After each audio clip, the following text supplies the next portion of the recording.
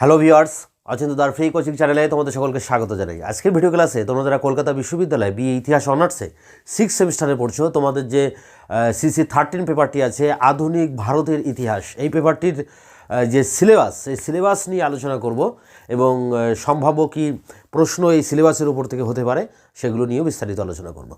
তা আমার এখানে বোর্ডে দেখো দেওয়া আছে যে সিলেবাস অ্যান্ড সাজেশন 2024। দেখো এই পেপারটির যে সাজেশন, সেই সাজেশন আমি দুদিন আগে আমার এই চ্যানেলে সেই সাজেশনের ভিডিও আপলোড করেছি, তার লিঙ্ক এই ভিডিও ডেসক্রিপশন বক্সে দেওয়া থাকবে। আজকের ভিডিওটিতে আলোচনা করব শুধুমাত্র সিলেবাস নিয়ে। দেখো সিলেবাস তোমাদের অবশ্যই জানা প্রয়োজন, কারণ এই পেপারটির যদি সিলেবাস সম্পর্কে তোমাদের একটা স্বচ্ছ ধারণা থাকে তাহলে তোমরা বুঝতে পারবে যে কোন জায়গা থেকে কি প্রশ্ন আসতে পারে, কোন মডিউল থেকে কি প্রশ্ন হতে পারে, এবং সিলেবাস সম্পর্কে একটা স্বচ্ছ ধারণা কিন্তু রাখা দরকার প্রথমেই। তো সিলেবাস তো তোমাদের যে ক্যালকাটা ইউনিভার্সিটির যে সিলেবাস ইংরেজিতে লেখা থাকে তা তোমরা ডাউনলোড করে দেখে নিতেই পারো, সেখানে সব ইংরেজিতে লেখাই আছে।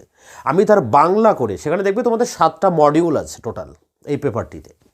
সেই 7টি মডিউলের মধ্যে মাত্র 2টি মডিউল, মডিউল 1 এবং মডিউল 2, এই দুটো মডিউল নিয়ে এখন আলোচনা করছি। বাকি আর 5টি মডিউল নিয়েও পরপর আলোচনা করব। এখন বোর্ডে আমাদের লেখা আছে কিন্তু 2টি মডিউল। এখন এই যে সিসি 13 পেপারটি আধুনিক ভারতের ইতিহাস, এই আধুনিক ভারতের ইতিহাস শুরু হয়েছে অনেক আগে থেকে, সেই 1757 থেকে পলাশী যুদ্ধের পর থেকে 1946 পর্যন্ত 64 পর্যন্ত জওহরলাল নেহরুর সময়কাল পর্যন্ত কিন্তু আধুনিক ভারতের ইতিহাস আমাদের পড়তে হচ্ছে।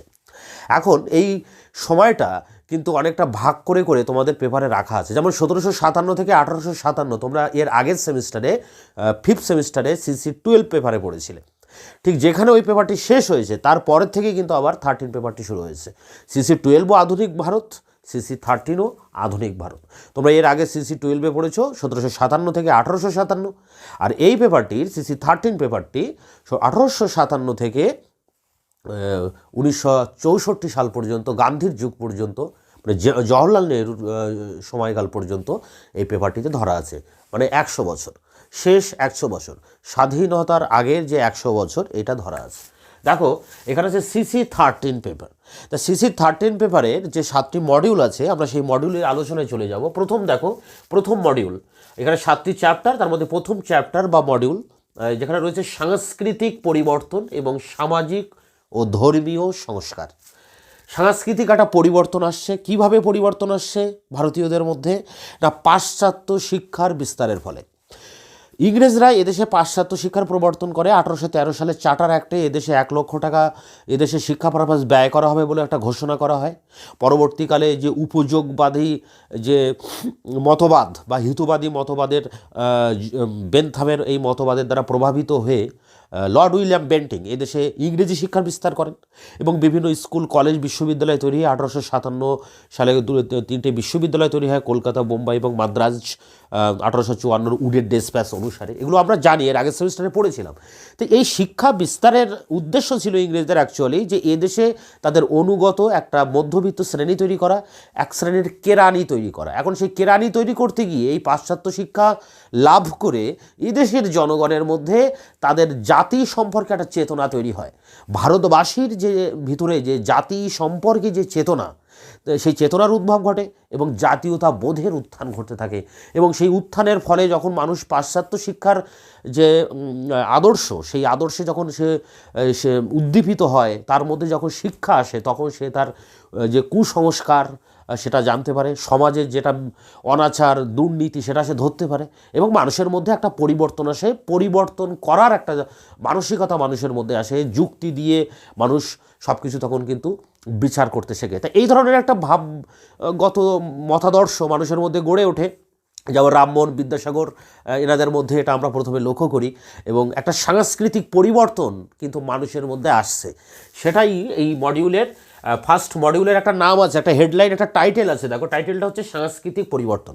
তা মানুষের মধ্যে এই পরিবর্তনটা আসছে এবং সামাজিক সংস্কার হচ্ছে, ধর্মীয় সংস্কার হচ্ছে। ধর্মীয় সংস্কারের অনেক ধর্ম সংস্কারের নেতা এখানে আবির্ভূত হচ্ছেন। সামাজিক সংস্কারের ক্ষেত্রেও অনেক নেতার আবির্ভাব হচ্ছে। বিদ্যাসাগর, রামমোহনের কথা আমরা বলতে পারি। ধর্ম সংস্কারের ক্ষেত্রে রামমোহনও আছেন, দেবেন্দ্রনাথ ঠাকুর আছেন, এছাড়া অনেক রামকৃষ্ণ বিবেকানন্দ আছেন। তো এনাদের নিয়ে এই ইউনিট সাংস্কৃতিক পরিবর্তন, সামাজিক ধর্মীয় সংস্কার। এবার ইউনিটটাকে ভাঙা হচ্ছে, দেখো এখানে ক খ গ ঘ উমা করে এখানে কিন্তু এই মডিউলগুলো ভাঙা হয়েছে। প্রথম মডিউলটা দেখে নাও, সংবাদপত্র ও জনমত। সংবাদপত্র, এ সময় বিভিন্ন সংবাদপত্রের প্রবর্তন হচ্ছে।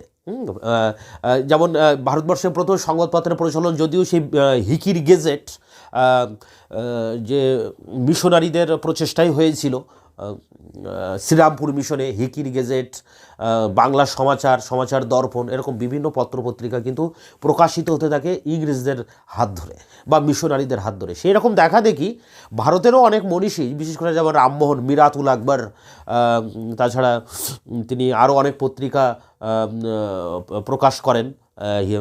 সেই সব পত্রিকার একটা মানে সংবাদপত্র যে প্রকাশ করতে হবে, সংবাদপত্রের প্রকাশ করার উদ্দেশ্যটা কি, না জনমত গঠন করা। সংবাদপত্র তো জনগণের উদ্দেশ্যেই প্রকাশ করা হয়।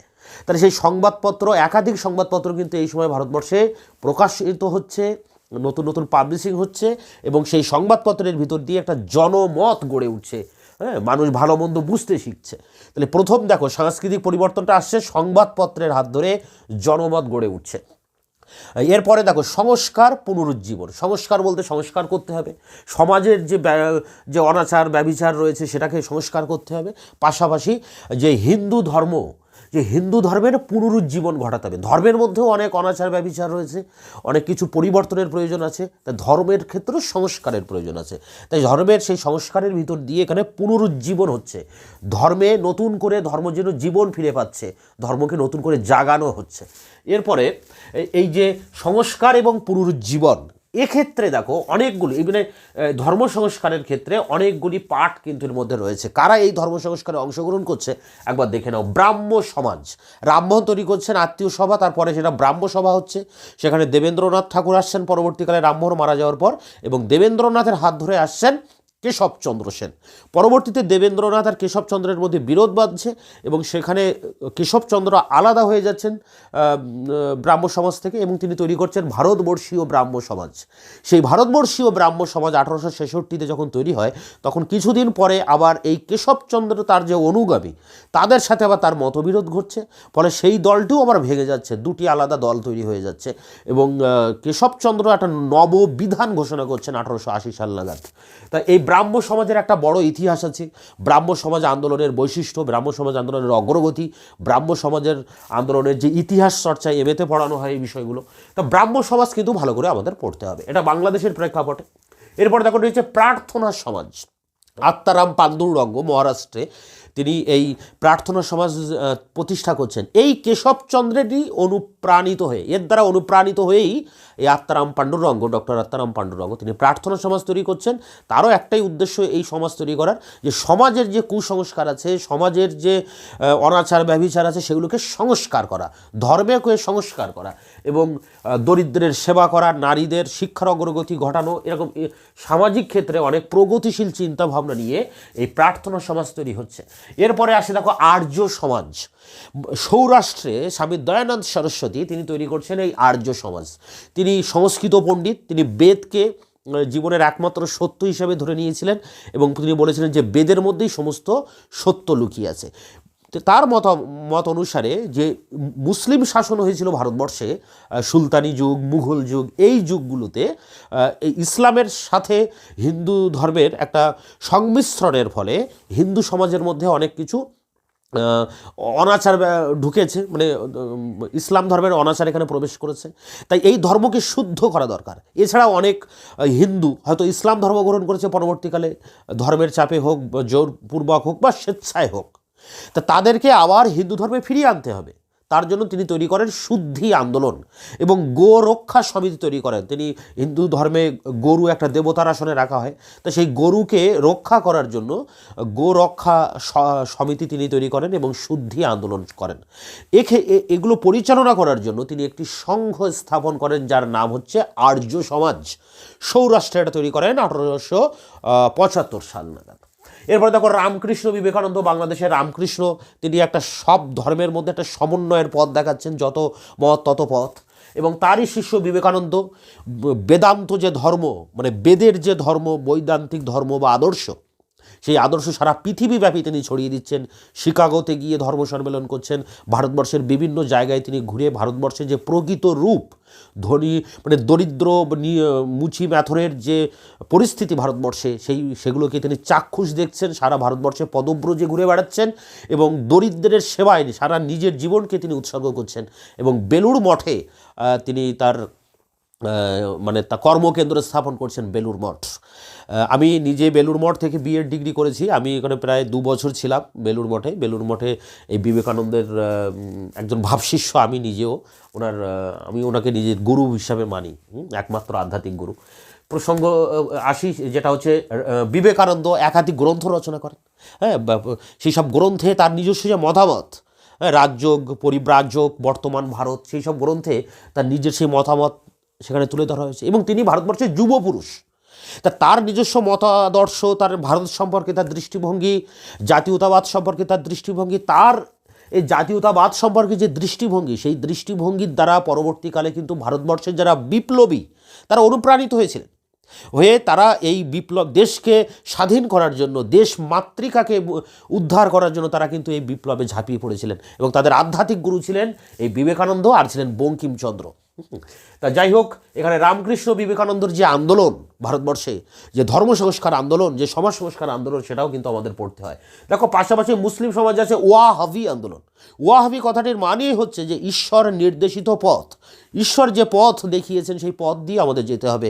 পরবর্তীকালে ইসলামে অনেক কিছু কুসংস্কার প্রবেশ করে, সেগুলোকে যাতে বর্জন করে শুদ্ধ ইসলাম ধর্ম যাতে আমরা অবলম্বন করতে পারি, আমরা গ্রহণ করতে পারি, তার জন্য তৈরি হয় এই ওয়াহাবি আন্দোলন। আব্দুল ওয়াহাব তিনি আরব দেশ থেকে এই ওয়াহাবি আন্দোলন ভারতবর্ষে আমদানি করেন। পরবর্তীকালে হচ্ছে আরও অনেক নেতা, যেমন আমাদের বাংলাদেশের মীর নিসার আলী, যাকে আমরা তিতু মীর বলি, তিনিও কিন্তু এই ওয়াহাবি আন্দোলনকে পরিচালনা করেছিলেন। দেওবন্ধ আন্দোলন এবং সিং সভা, এটা পাঞ্জাবে হয়েছিল। পাঞ্জাবে যে খালসা রয়েছে, বা যে পাঞ্জাবের যে গুরু নানকের যে শিখ ধর্ম, সেই শিখ ধর্মের মধ্যে একটা সংস্কার আন্দোলন গড়ে ওঠে, এই দেওবন্ধ এবং সিং সভা আন্দোলন। এখানে একটা রয়েছে আলীগড় আন্দোলন। সৈয়দ আহমেদ খান মুসলিম সমাজের প্রাণপুরুষ, যেমন হিন্দু ধর্মে রামমোহন, তেমনি ইসলাম ধর্মে রয়েছেন সৈয়দ আহমেদ খান। তিনি বুঝতে পেরেছিলেন যে পাশ্চাত্য শিক্ষার প্রয়োজন, ইংরেজি শিক্ষার প্রয়োজন। শুধুমাত্র সংস্কৃত, ফার্সি, উর্দু শিখলে হবে না, এখানে ইংরেজি শিখতে হবে, না হলে হিন্দুরা এগিয়ে যাচ্ছে আর মুসলিমরা পিছিয়ে পড়ছে। তাই এই মুসলিমদেরকে এগিয়ে আনার জন্য তিনি এই পাশ্চাত্য শিক্ষার কথা বলেন, ইংরেজি শিক্ষার কথা বলেন। এবং এই শিক্ষার জন্য, এই ইংরেজি শিক্ষার জন্য তিনি ট্রান্সলেট সোসাইটি সেটা তৈরি করেন, মানে ইংরেজি বইকে বাংলায় অনুবাদ করা। এছাড়া অ্যাংলো ওরিয়েন্টাল যে কলেজ, মোহামেডান কলেজ, সেটা তৈরি করেন। আলিগড় কলেজ তৈরি করেন। গাজীপুরে একটি ইংরেজি বিদ্যালয় স্থাপন করেন। এবং সায়েন্টিফিক সোসাইটি, একাধিক ইনস্টিটিউট তিনি তৈরি করেছিলেন, শুধুমাত্র এই পাশ্চাত্য শিক্ষার প্রসারের জন্য, ইসলামের ভিতরে পাশ্চাত্য শিক্ষার প্রসারের জন্য। এবং তিনি তালাক দেওয়া, ইসলাম ধর্মে যে তালাক প্রথা এখন বর্তমান বন্ধ হয়ে গেছে, তিনিই কিন্তু প্রথম এর প্রতিবাদ করেছিলেন। পাশাপাশি তিনি যে যুক্তি দিয়ে সব কিছুকে বিচার করার কথা বলেন। এবং তিনি প্রথম দিকে তার রাজনৈতিক মতামত এরকমই ছিল যে হিন্দু মুসলিম, যে নজরুলের কথার মতো, যে হিন্দু মুসলিম যে একই মানে মাথার যে দুটি চোখ, একই মানে দুটি নয়ন, একই মুদ্রার এপিঠ ওপিঠ, এই ধরনের বক্তব্য কিন্তু তিনি রেখেছিলেন। কিন্তু পরবর্তীকালে তিনি ইংরেজদের দ্বারা এতটাই বশীভূত হন যে ইংরেজরা তাকে তাকে ব্যবহার করেছিলেন। এই অ্যাংলো ওরিয়েন্টাল কলেজকে কেন্দ্র করে পরবর্তীকালে সাম্প্রদায়িকতার বীজ তিনি ছড়াতে থাকেন। তিনি বলেন যে হিন্দু মুসলিম আলাদা জাতি, আলাদা বিষয়, এটা কখনো এক হতে পারে না। তা তার এইসব মতাদর্শ এবং কথাবার্তা পরবর্তীকালে একটা দ্বিজাতি তত্ত্বের জন্ম দেয়, যে দ্বিজাতি তত্ত্বকে চূড়ান্ত রূপ দিয়েছিলেন পরবর্তীকালে মোহাম্মদ আলী জিন্নাহ। তো ভারতবর্ষের যে এই সাম্প্রদায়িকতা, তার পিছনে কিন্তু ঐতিহাসিকদের বক্তব্য অনুযায়ী, আমার নয়, যে এই সৈয়দ আহমেদ খান কিন্তু অনেকাংশে দায়ী ছিলেন। তো সেই বিষয়টা নিয়ে আলোচনা করতে হবে। আলীগড় আন্দোলন, দেখো এখানে প্রশ্ন অনেক কিছু আছে। প্রথমত ব্রাহ্ম সমাজের উপর বড় প্রশ্ন আছে, আর আলীগড় আন্দোলনের উপরে বড় প্রশ্ন আছে, আর বাকিগুলো সব কিন্তু শর্ট কোশ্চেন, মানে 5 নম্বরে টিকা আসতে পারে। প্রার্থনা সমাজ, আর্য সমাজ, রামকৃষ্ণ বিবেকানন্দের উপর একটা বড় প্রশ্ন হতে পারে, আবার টিকাও আসতে পারে। ওয়াহাবি আন্দোলনটা একটা বড় প্রশ্ন হয়, আবার টিকাও হতে পারে। তাহলে দেখো, সংস্কার এবং পুনরুজ্জীবন, হ্যাঁ, ধর্মের যে পুনরুজ্জীবনের ক্ষেত্রে অনেক কিছু কিন্তু এখানে হচ্ছে। ব্রাহ্ম সমাজ, প্রার্থনা সমাজ, আর্য সমাজ, ওয়াহাবি আন্দোলন, আলিগড় আন্দোলন, দেওবন্দ, সিং সভা, রামকৃষ্ণ বিবেকানন্দ, এরা সবাই কিন্তু ধর্ম সংস্কারের উপরেই বেশি জোর দিয়েছিলেন এবং এগুলো সব ধর্ম সংস্কারের উপরে। এর পরের পয়েন্ট দেখো, লিঙ্গ সম্পর্ক বিতর্ক। লিঙ্গ সম্পর্ক বিতর্ক বলতে এখানে পুরুষ এবং নারীর কথা বলা হচ্ছে। হ্যাঁ, যে পুরুষদের পাশাপাশি নারীদেরও যে সমাজে যে অধিকার আছে, তারাও পুরুষের ন্যায় সমান অধিকার সব কিছুতেই, ভোটাধিকার, সম্পত্তিতে অধিকার। যদিও এই সম্পত্তিতে নারীদের অধিকার নিয়ে সেই প্রাচীনকাল থেকে নানা রকম মতবাদ হয়ে চলে আসছে। জিমুদ্বাহনের সেই দায়ভাগ, বিজ্ঞানেশ্বরের মিতাক্ষরা, এইসব গ্রন্থে কিন্তু নারীর প্রথম সম্পত্তির অধিকার দেওয়া হয়। পরবর্তীকালে এই আধুনিক ভারতে এসে এই যখন পাশ্চাত্য শিক্ষা শুরু হলো হিন্দু মিশনারিদের হাত ধরে, তখন মিশনারিরা কিন্তু এই বালিকা বিদ্যালয় বা মেয়েদের শিক্ষার জন্য অনেক প্রচেষ্টা করেছিলেন। এর ফলে মেয়েরা শিক্ষায় শিক্ষিত হতে থাকে এবং মেয়েদের জন্য ড্রিঙ্ক ওয়াটার, বেথুনও পর্যন্ত নারীদের জন্য বিদ্যালয় করেছিলেন, বেথুন কলেজ তৈরি হয় পরবর্তীকালে। তা নারীরা সামনে চলে আসে, সামনের ফ্রন্টে চলে আসে। এবং রাজনীতিতে পরবর্তীকালে আমরা দেখব যে গান্ধী যখন ভারতবর্ষে যে বড় বড় আন্দোলন করেছিলেন, গান্ধী ভারতবর্ষে আসার পর সেই সব আন্দোলনে কিন্তু নারীরা অংশগ্রহণ করে এবং অনেক মহিলা নেত্রীরও আবির্ভাব ঘটে। তাই এখানে যে নারীদের যে শিক্ষার অগ্রগতি কীভাবে হলো, ওম্যান এডুকেশনটা কী, হ্যাঁ, নারীদের শিক্ষায় এই পাশ্চাত্য মিশনারিরা কী ভূমিকা নিচ্ছে, এবং নারীদের যে শিক্ষা বা নারীদের যে আন্দোলনে, বিভিন্ন রাজনৈতিক আন্দোলনে নারীরা অংশগ্রহণ করছে সেগুলো কি, এবং বিভিন্ন যে নারীবাদী নেতা, হ্যাঁ, যেমন বেগম রোকেয়া সাখাওয়াত হোসেন, সরোজিনী নাইডু, ভগিনী শুভালক্ষ্মী, এরকম একাধিক যে প্রগতিশীল নারীদের আবির্ভাব ঘটে, যারা এই নারীদের অগ্রগতির জন্য, নারীদের সমাজে তাদেরকে মুক্তির পথ দেখিয়েছিলেন যেসব নেতারা বা নেত্রীরা, তাদেরকে নিয়ে কিন্তু এই পয়েন্টে আলোচনা করতে হবে, এই লিঙ্গ সম্পর্ক বিতর্ক।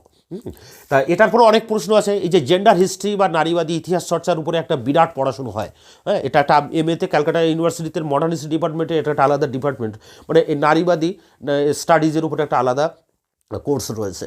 আমি ক্যালকাটা মডার্ন হিস্ট্রি ডিপার্টমেন্ট থেকে এমএ করেছিলাম এবং সেখানে আমাদের যে ম্যাম ছিলেন সুরঞ্জন দাশগুপ্তার স্ত্রী, ক্যালকাটা ইউনিভার্সিটির ভাইস চ্যান্সেলর তার স্ত্রী ছিলেন সুপর্ণা দাশগুপ্তা, তিনি অল ইন্ডিয়া চেয়ারপারসন ছিলেন এই নারীবাদী স্টাডিজের মেন চেয়ারপারসন। তা আমি এই ব্যাপারে অনেকটাই আমার পড়াশুনো। তা যাই হোক, এই লিঙ্গ সম্পর্কের উপরে অনেক প্রশ্ন, অনেক টপিক আছে, অনেক কিছু আলোচনা আছে, কিন্তু আমাদের মূল যে জিনিসটা আমাদের শিখতে হবে যে নারীদের শিক্ষা, নারীদের যে বিভিন্ন সংস্কার, এবং নারীরা যে জাতীয় রাজনীতিতে কীভাবে অংশগ্রহণ করছে, সেই বিষয়গুলো নিয়ে এখানে প্রশ্ন আসতে পারে বা এগুলো আমাদের পড়তে হবে এই পেপারটা। এরপরে দেখো রয়েছে ওমাতে জাতি সংস্কৃতায়ন, ব্রাহ্মণ্যবাদ বিরোধী আন্দোলন। ব্রাহ্মণ্যবাদের বিরুদ্ধে একটা আন্দোলন হচ্ছে। জাত ব্যবস্থা কেউ আর মানতে চাইছে না, এই ব্রাহ্মণ কৈত্র বৈশ্য শূদ্র এই বিষয়টা আর কেউ মানতে চাইছে না। ব্রাহ্মণ্যবাদের বিরুদ্ধে একটা প্রতিবাদ হচ্ছে। যেমন সেই খ্রিস্টপূর্ব 6ষ্ঠ শতকে প্রতিবাদী ধর্ম আন্দোলন হয়, যার মধ্যে দিয়ে নতুন বৌদ্ধ জৈন ধর্মের উত্থান ঘটে। তাই অনেকটা এখনও তাই এই আধুনিক পিরিয়ডে এসেও এই ব্রাহ্মণ্যবাদের বিরুদ্ধে কিন্তু একটা বিরোধী আন্দোলন হচ্ছে। এবং সংস্কৃতায়ন যে বিষয়টা, যেমন এই সংস্কৃতায়নের বিষয়টা নিয়ে একজন সাউথের বড় ঐতিহাসিক, তিনি গবেষণা করেছেন। তা তার এই টপিকটাকে এখানে নিয়ে আসতে হবে। এই সংস্কৃত ভাষাটা হচ্ছে উচ্চ শ্রেণীর ভাষা, তা তার বিরুদ্ধে একটা প্রতিবাদ হচ্ছে। এই সংস্কৃতায়ন, ব্রাহ্মণরা চেয়েছিলেন যে সারা অল ইন্ডিয়া বেসিস একটা সংস্কৃতায়ন হোক, তা এর বিরুদ্ধে একটা প্রতিবাদ বা একটা বিরোধী আন্দোলন তৈরি হচ্ছে জাতপাতের ক্ষেত্রে। তো এই জাতপাতের ব্যাপারটা আমরা পরে আসছি, এটা নিয়েও কিন্তু পরের ইউনিটগুলোতে রয়েছে, পরের চ্যাপ্টারগুলোতে রয়েছে এই ব্যাপারে ডিটেলসে আলোচনা। তাই এখানে দেখো প্রথম যে মডিউল, এখানে কিন্তু অনেকটা ব্যাপার আছে। সিলেবাসে কী থাকে, শর্টে একটা কথা লেখা থাকে, কিন্তু সেটাকে ভাঙলে অনেকটা প্রশ্ন বার হয় এবং অনেক কিছু আলোচনা করার জায়গা থাকে। তো সিলেবাসটা হচ্ছে, এই সিলেবাসে সব কিছু লেখা থাকে না, শর্টে দেওয়া থাকে। তো এই যে ইংরেজিতে তোমাদের যে সিলেবাসটা দেওয়া আছে ওয়েবসাইটে, তার বাংলা কিন্তু এটা, ঠিক আছে। তো এর বাংলা হচ্ছে এই, এবং তার ব্যাখ্যাটা হচ্ছে এই যে সংস্কৃতির যে পরিবর্তন আসছে পাশ্চাত্য শিক্ষার হাত ধরে, সামাজিক সংস্কার আসছে, ধর্মীয় সংস্কার আসছে। ধর্ম সংস্কার করছেন এনারা, আর পাশ্চাত্য শিক্ষার প্রভাবে এই সংবাদপত্র গড়ে উঠছে, সংস্কার হচ্ছে, লিঙ্গ সম্পর্কের একটা ব্যাপার আসছে, নারীদের অগ্রগতি ঘটছে, নারী সমাজে জাগরণ ঘটছে এক কথায়, এবং সংস্কৃতায়ন ব্রাহ্মণবাদের বিরোধী আন্দোলন দেখা দিচ্ছে। তো এই ছিল ফার্স্ট মডিউল। এরপর আমরা চলে যাব সেকেন্ড মডিউলে। দেখো সেকেন্ড মডিউলটা কী লেখা আছে দেখে নাও, জাতীয়তাবাদ। জাতীয়তাবাদ মানে আমরা যে ভারতবাসী, আমরা যে একটা জাতি, আমাদেরকে সেই জাতির যে জাতির সত্তা সেটাকে আমাদের জানতে হবে, এবং আমাদের সেই জাতীয়তাবাদকে দমন করেছে কে? দমন করে রেখেছে ইংরেজরা। তাহলে ইংরেজদেরকে হটাতে হবে দেশ থেকে, এবং তাদের কাছ থেকে স্বাধীনতাকে ছিনিয়ে নিতে হবে, নিয়ে আমরা ভারতীয় জাতি, আমরা স্বাধীন হব। এই যে কনসেপ্ট, এই কনসেপ্টটা প্রথম আসছে পাশ্চাত্য শিক্ষার হাত ধরে। ইংরেজরাই আমাদেরকে শিক্ষা দেয়, পাশ্চাত্য শিক্ষা। সেই শিক্ষার দ্বারা আমরা জ্ঞানদীপ্ত যে শিক্ষা, ধ্রুপদী ক্লাসিক্যাল এডুকেশন, সেটা আমরা জানতে পারছি। বিদেশি যে রাষ্ট্রবিজ্ঞান, ইতিহাস, ভূগোল, দর্শন, পদার্থবিদ্যা, জীববিদ্যা, নৃবিদ্যা, মনোবিদ্যা, সব রকম বিদ্যা আমরা জানতে পারছি। হ্যাঁ, সেই জানার ফলে আমাদের মধ্যে ওই ভাবগত পরিবর্তন আসছে, আমরা জাতি হিসেবে আমাদের মধ্যে একটা জাগরণ আসছে। সেখান থেকে তৈরি হচ্ছে কিন্তু এই জাতীয়তাবাদ। এখন এই জাতীয়তাবাদ 1919 পর্যন্ত বলা হচ্ছে, আমাদের সিলেবাস 1964 পর্যন্ত, এখানে 1919 পর্যন্ত জাতীয়তাবাদ আলোচনা করতে হবে। দেখো এই ভারতের যে জাতীয়তাবাদের উত্থান, এই উত্থান নিয়ে কিন্তু গবেষণা হয়েছে, প্রচুর গবেষণা হয়েছে, এবং এক্ষেত্রে গবেষক যারা রয়েছেন তাদের মধ্যে 4টি ভাগ আছে। প্রথমত ভারতীয় যেসব ঐতিহাসিকরা রয়েছেন, যারা ভারতের এই জাতীয়তাবাদকে নিয়ে আলোচনা করেছেন, গবেষণা করেছেন, এগুলো সব এম এর টপিক্স, তবু তোমাদের গ্রাজুয়েশনে রাখা আছে এই জায়গাটা। তারা হচ্ছে জাতীয়তাবাদী ঐতিহাসিক, যারা ভারতের জাতীয়তাবাদ নিয়ে আলোচনা করেছেন ভারতীয় ঐতিহাসিক প্রেক্ষাপটে। সুমিত সরকার রয়েছেন, অমলেশ ত্রিপাঠী আছেন, আর পি ত্রিপাঠী আছেন, বা সুনীতি কুমার চট্টোপাধ্যায় আছেন, বা একাধিক ঐতিহাসিক ভারতবর্ষে যারা রয়েছে, সতীশচন্দ্র রয়েছেন, সুরেন্দ্রনাথ বন্দ্যোপাধ্যায় রয়েছে, রমেশচন্দ্র মজুমদার রয়েছে, সবথেকে বড় ঐতিহাসিক জাতীয়তাবাদী ঐতিহাসিক রমেশচন্দ্র মজুমদার, এনারা রয়েছেন। তো এনারা ভারতের জাতীয়তাবাদের উত্থানে ভারতের জাতির যে জাগরণ সেটাকে তুলে ধরার চেষ্টা করেছেন। কিন্তু এর বিরোধিতা করছেন আবার ইংল্যান্ডের যে কেমব্রিজ গোষ্ঠী রয়েছে, কেমব্রিজ ইউনিভার্সিটির যারা ঐতিহাসিক, তারা এর বিরোধিতা করছেন, এবং তারা তাদের মতবাদকে তৈরি করছেন একটা সাম্রাজ্যবাদী দৃষ্টিকোণ থেকে। সাম্রাজ্যবাদী দৃষ্টিকোণ থেকে তারা এই ভারতের জাতীয়তাবাদের উত্থানটাকে ব্যাখ্যা করছেন। তা এটা একটা গোষ্ঠী, জাতীয়তাবাদী উত্থানে জাতীয়তাবাদী গোষ্ঠী একটা, কেমব্রিজ গোষ্ঠী একটা। আর দুটো গোষ্ঠী রয়েছে, একটা হচ্ছে মার্ক্সবাদী গোষ্ঠী, রজনীপাম দত্ত, রমেশচন্দ্র দত্ত, এনারা কিন্তু ভারতবর্ষের পার্থ চট্টোপাধ্যায়, প্রফেসর রঞ্জিত গুহ, এনারা সবাই কিন্তু মার্ক্সবাদী দীক্ষায় দীক্ষিত, এবং মার্ক্সবাদী দৃষ্টিকোণ থেকে এরা কিন্তু ভারতের এই জাতীয়তাবাদের উত্থানকে ব্যাখ্যা করেছেন। আবার আরেকটা ঐতিহাসিক গোষ্ঠী পরবর্তীকালে 1960-এর পরে এই গোষ্ঠীটির আবির্ভাব ঘটে, সেটি হচ্ছে নিম্নবর্গীয় গোষ্ঠী।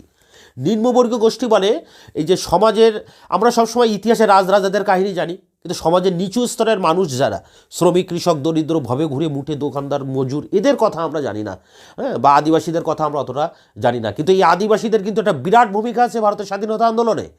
সেই যে গবেষণাটা, সেই গবেষণাটাকে বলা হয় নিম্নবর্গীয় গবেষণা, মানে নিম্নবর্গের মানুষদের উপরে নিয়ে গবেষণা। অ্যান্থনিও গ্রামশি প্রথম এই বিশ্বের প্রেক্ষাপটে এই নিম্ন শ্রেণীর উপরে গুরুত্ব দিয়েছিলেন। পরবর্তীকালে ভারতবর্ষে প্রফেসর রঞ্জিত গুহ, পার্থ চট্টোপাধ্যায় এবং আরও অনেকে এই নিম্নবর্গীয় ইতিহাস চর্চা নিয়ে আলোচনা করেছেন। তা প্রথমে আমাদের এখানে প্রশ্ন থাকবে, জাতীয়তাবাদের উত্থানের এই যে 4টি গোষ্ঠী বললাম, জাতীয়তাবাদী গোষ্ঠী ভারতের, ইংল্যান্ডের কেমব্রিজ গোষ্ঠী বা সাম্রাজ্যবাদী গোষ্ঠী, মার্ক্সবাদী গোষ্ঠী এবং নিম্নবর্গীয় গোষ্ঠী, এই 4টি গোষ্ঠীকে নিয়েই কিন্তু তোমাদের পড়তে হবে, এখান থেকে প্রশ্ন আসতে হবে।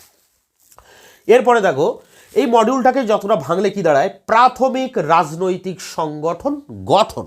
প্রাথমিক মানে কি একদম প্রথম পর্যায়ে রাজনৈতিক সংগঠন। রাজনৈতিক সংগঠন আমরা কাকে বলি? পার্টি, বিভিন্ন রাজনৈতিক দলকে আমরা বলি রাজনৈতিক সংগঠন। সেটা গঠন হচ্ছে কিভাবে গঠন হচ্ছে? দেখো ভারতবর্ষে ইংরেজরাই আসার পর, ভারতে যখন মানুষ বিভিন্ন পাশ্চাত্য শিক্ষায় শিক্ষিত হওয়ার পর মানুষ যখন ভিতরে জাতীয়তাবাদের জাগরণ ঘটছে, তখন মানুষ কিন্তু ছোটো ছোটো অর্গানাইজেশন তৈরি করছে, বিভিন্ন সংগঠন তৈরি করছে, মানুষ একত্রিত হওয়ার চেষ্টা করছে। হ্যাঁ, এই পরিপ্রেক্ষিতে প্রথমে 1938 সাল নাগাদ ভারতবর্ষে প্রথম জমিদার সভা তৈরি হয়। 1848 জমিদার সভা, 1838 সালে জমিদার সভা তৈরি হয়। 1840 জমিদার সভা তৈরি হয়, আর 2 বছর আগে 1838 তৈরি হয় বঙ্গভাষা প্রকাশিকা সভা। বাংলা ভাষায় বিভিন্ন বইপত্র প্রকাশ করার জন্য একটা সভা তৈরি করা হয়েছিল। এটাকেই ভারতবর্ষের প্রথম রাজনৈতিক সংগঠন বলা হয়। 1838 বঙ্গভাষা প্রকাশিকা সভা। এর 2 বছর পর 1840 হয় জমিদার সভা। বিভিন্ন জমিদার বাংলাদেশের, যেমন রাধাকান্ত দেব, কালীকৃষ্ণ সিংহ, কালীপ্রসন্ন সিংহ, এনারা তৈরি করেন নিজেদের স্বার্থের কথা চিন্তা করে। জমিদাররা তাদের নিজেদের স্বার্থকে বজায় রাখার জন্য 1840 নাগাদ এটা তৈরি করে। এরপর 1852-54 গিয়ে British Indian association, Bengal British India association, তারপর 1875 গিয়ে ভারত সভা, ব্রিটিশ অ্যাসোসিয়েশন, এরকম একাধিক রাজনৈতিক সংগঠন কিন্তু পরবর্তীকালে তৈরি হতে থাকে একের পর এক। এবং 1885 সালে গিয়ে তৈরি হয় জাতীয় কংগ্রেস। 1885 31 ডিসেম্বর বোম্বাইয়ের গোকুল দাস তেজপাল সংস্কৃত কলেজে এর প্রথম অধিবেশন বসে। উমেশচন্দ্র বন্দ্যোপাধ্যায় এর সভাপতি ছিলেন প্রথম। এই তৈরি হলো ভারতের জাতীয় কংগ্রেস। তো দেখো, জাতীয় কংগ্রেস তৈরি হওয়ার আগে এতগুলো সংগঠন তৈরি হয়েছে, এবং এই সময়টাকে বলা হচ্ছে এই যে প্রাক কংগ্রেসি সংগঠন, মানে কংগ্রেসের আগের যে সংগঠন, একে আমরা বলি এক কথায় প্রাক কংগ্রেসি সংগঠন। এটা কিন্তু একটা আলাদা প্রশ্ন, বড় 10 নম্বরে। আবার জাতীয় কংগ্রেস যে তৈরি হলো, এটা একটা বড় প্রশ্ন 10 নম্বরে। জাতীয় কংগ্রেস তৈরি হওয়ার প্রেক্ষাপটটা কী? তাহলে এখানে দুটো প্রশ্ন থেকে যাচ্ছে। একটা হচ্ছে প্রাক কংগ্রেসি সংগঠন, প্রাথমিক পর্যায়ে যে রাজনৈতিক সংগঠন, তাদের একটা বিবরণ নিয়ে একটা, আর কংগ্রেস তৈরি হচ্ছে এটাও নিয়ে একটা। তাই এই যে প্রাক কংগ্রেসি সংগঠন, এই সময়টাকে ডক্টর অনিল শীল বলছেন সমিতির যুগ, এজ অব অ্যাসোসিয়েশন। এই সময় মানুষ কী করছে, যেমন সংবাদপত্রের প্রকাশ করছে, পাশাপাশি জনমত গড়ে উঠছে এবং বিভিন্ন অ্যাসোসিয়েশন তৈরি করছে। তারা নিজেদের এক একটা গোষ্ঠীরা মিলে সেসব নিজেদের উন্নতিকল্পে, অগ্রগতিতে তারা এইসব অ্যাসোসিয়েশন তৈরি করছে, এবং সেই শেষ পর্যায়ে গিয়ে হচ্ছে জাতীয় কংগ্রেস তৈরি হচ্ছে, জাতীয় কংগ্রেস। তো এই ইউনিটটায় দুটো প্রশ্ন রয়েছে, প্রাথমিক যে রাজনৈতিক সংগঠন প্রাক কংগ্রেসি সংগঠন, এবং শেষে রয়েছে জাতীয় কংগ্রেস। তাহলে আমরা চলে এলাম জাতীয় কংগ্রেস 1885। দেখো, জাতীয় কংগ্রেস 1885 সালে তৈরি হয়। 20 বছর পরে গিয়ে এই জাতীয় কংগ্রেসে 1907 সালে সুরাটে একটা অধিবেশন হয়। জাতীয় কংগ্রেসের প্রত্যেক বছর অধিবেশন হয়, এবং 1885 তৈরি হওয়ার পর 1907 গিয়ে, যে 1907 সালের যেটা সুরাট অধিবেশন হয়, সেই অধিবেশনে গিয়ে এই জাতীয় কংগ্রেস দুটো দলে ভাগ হয়ে যায়।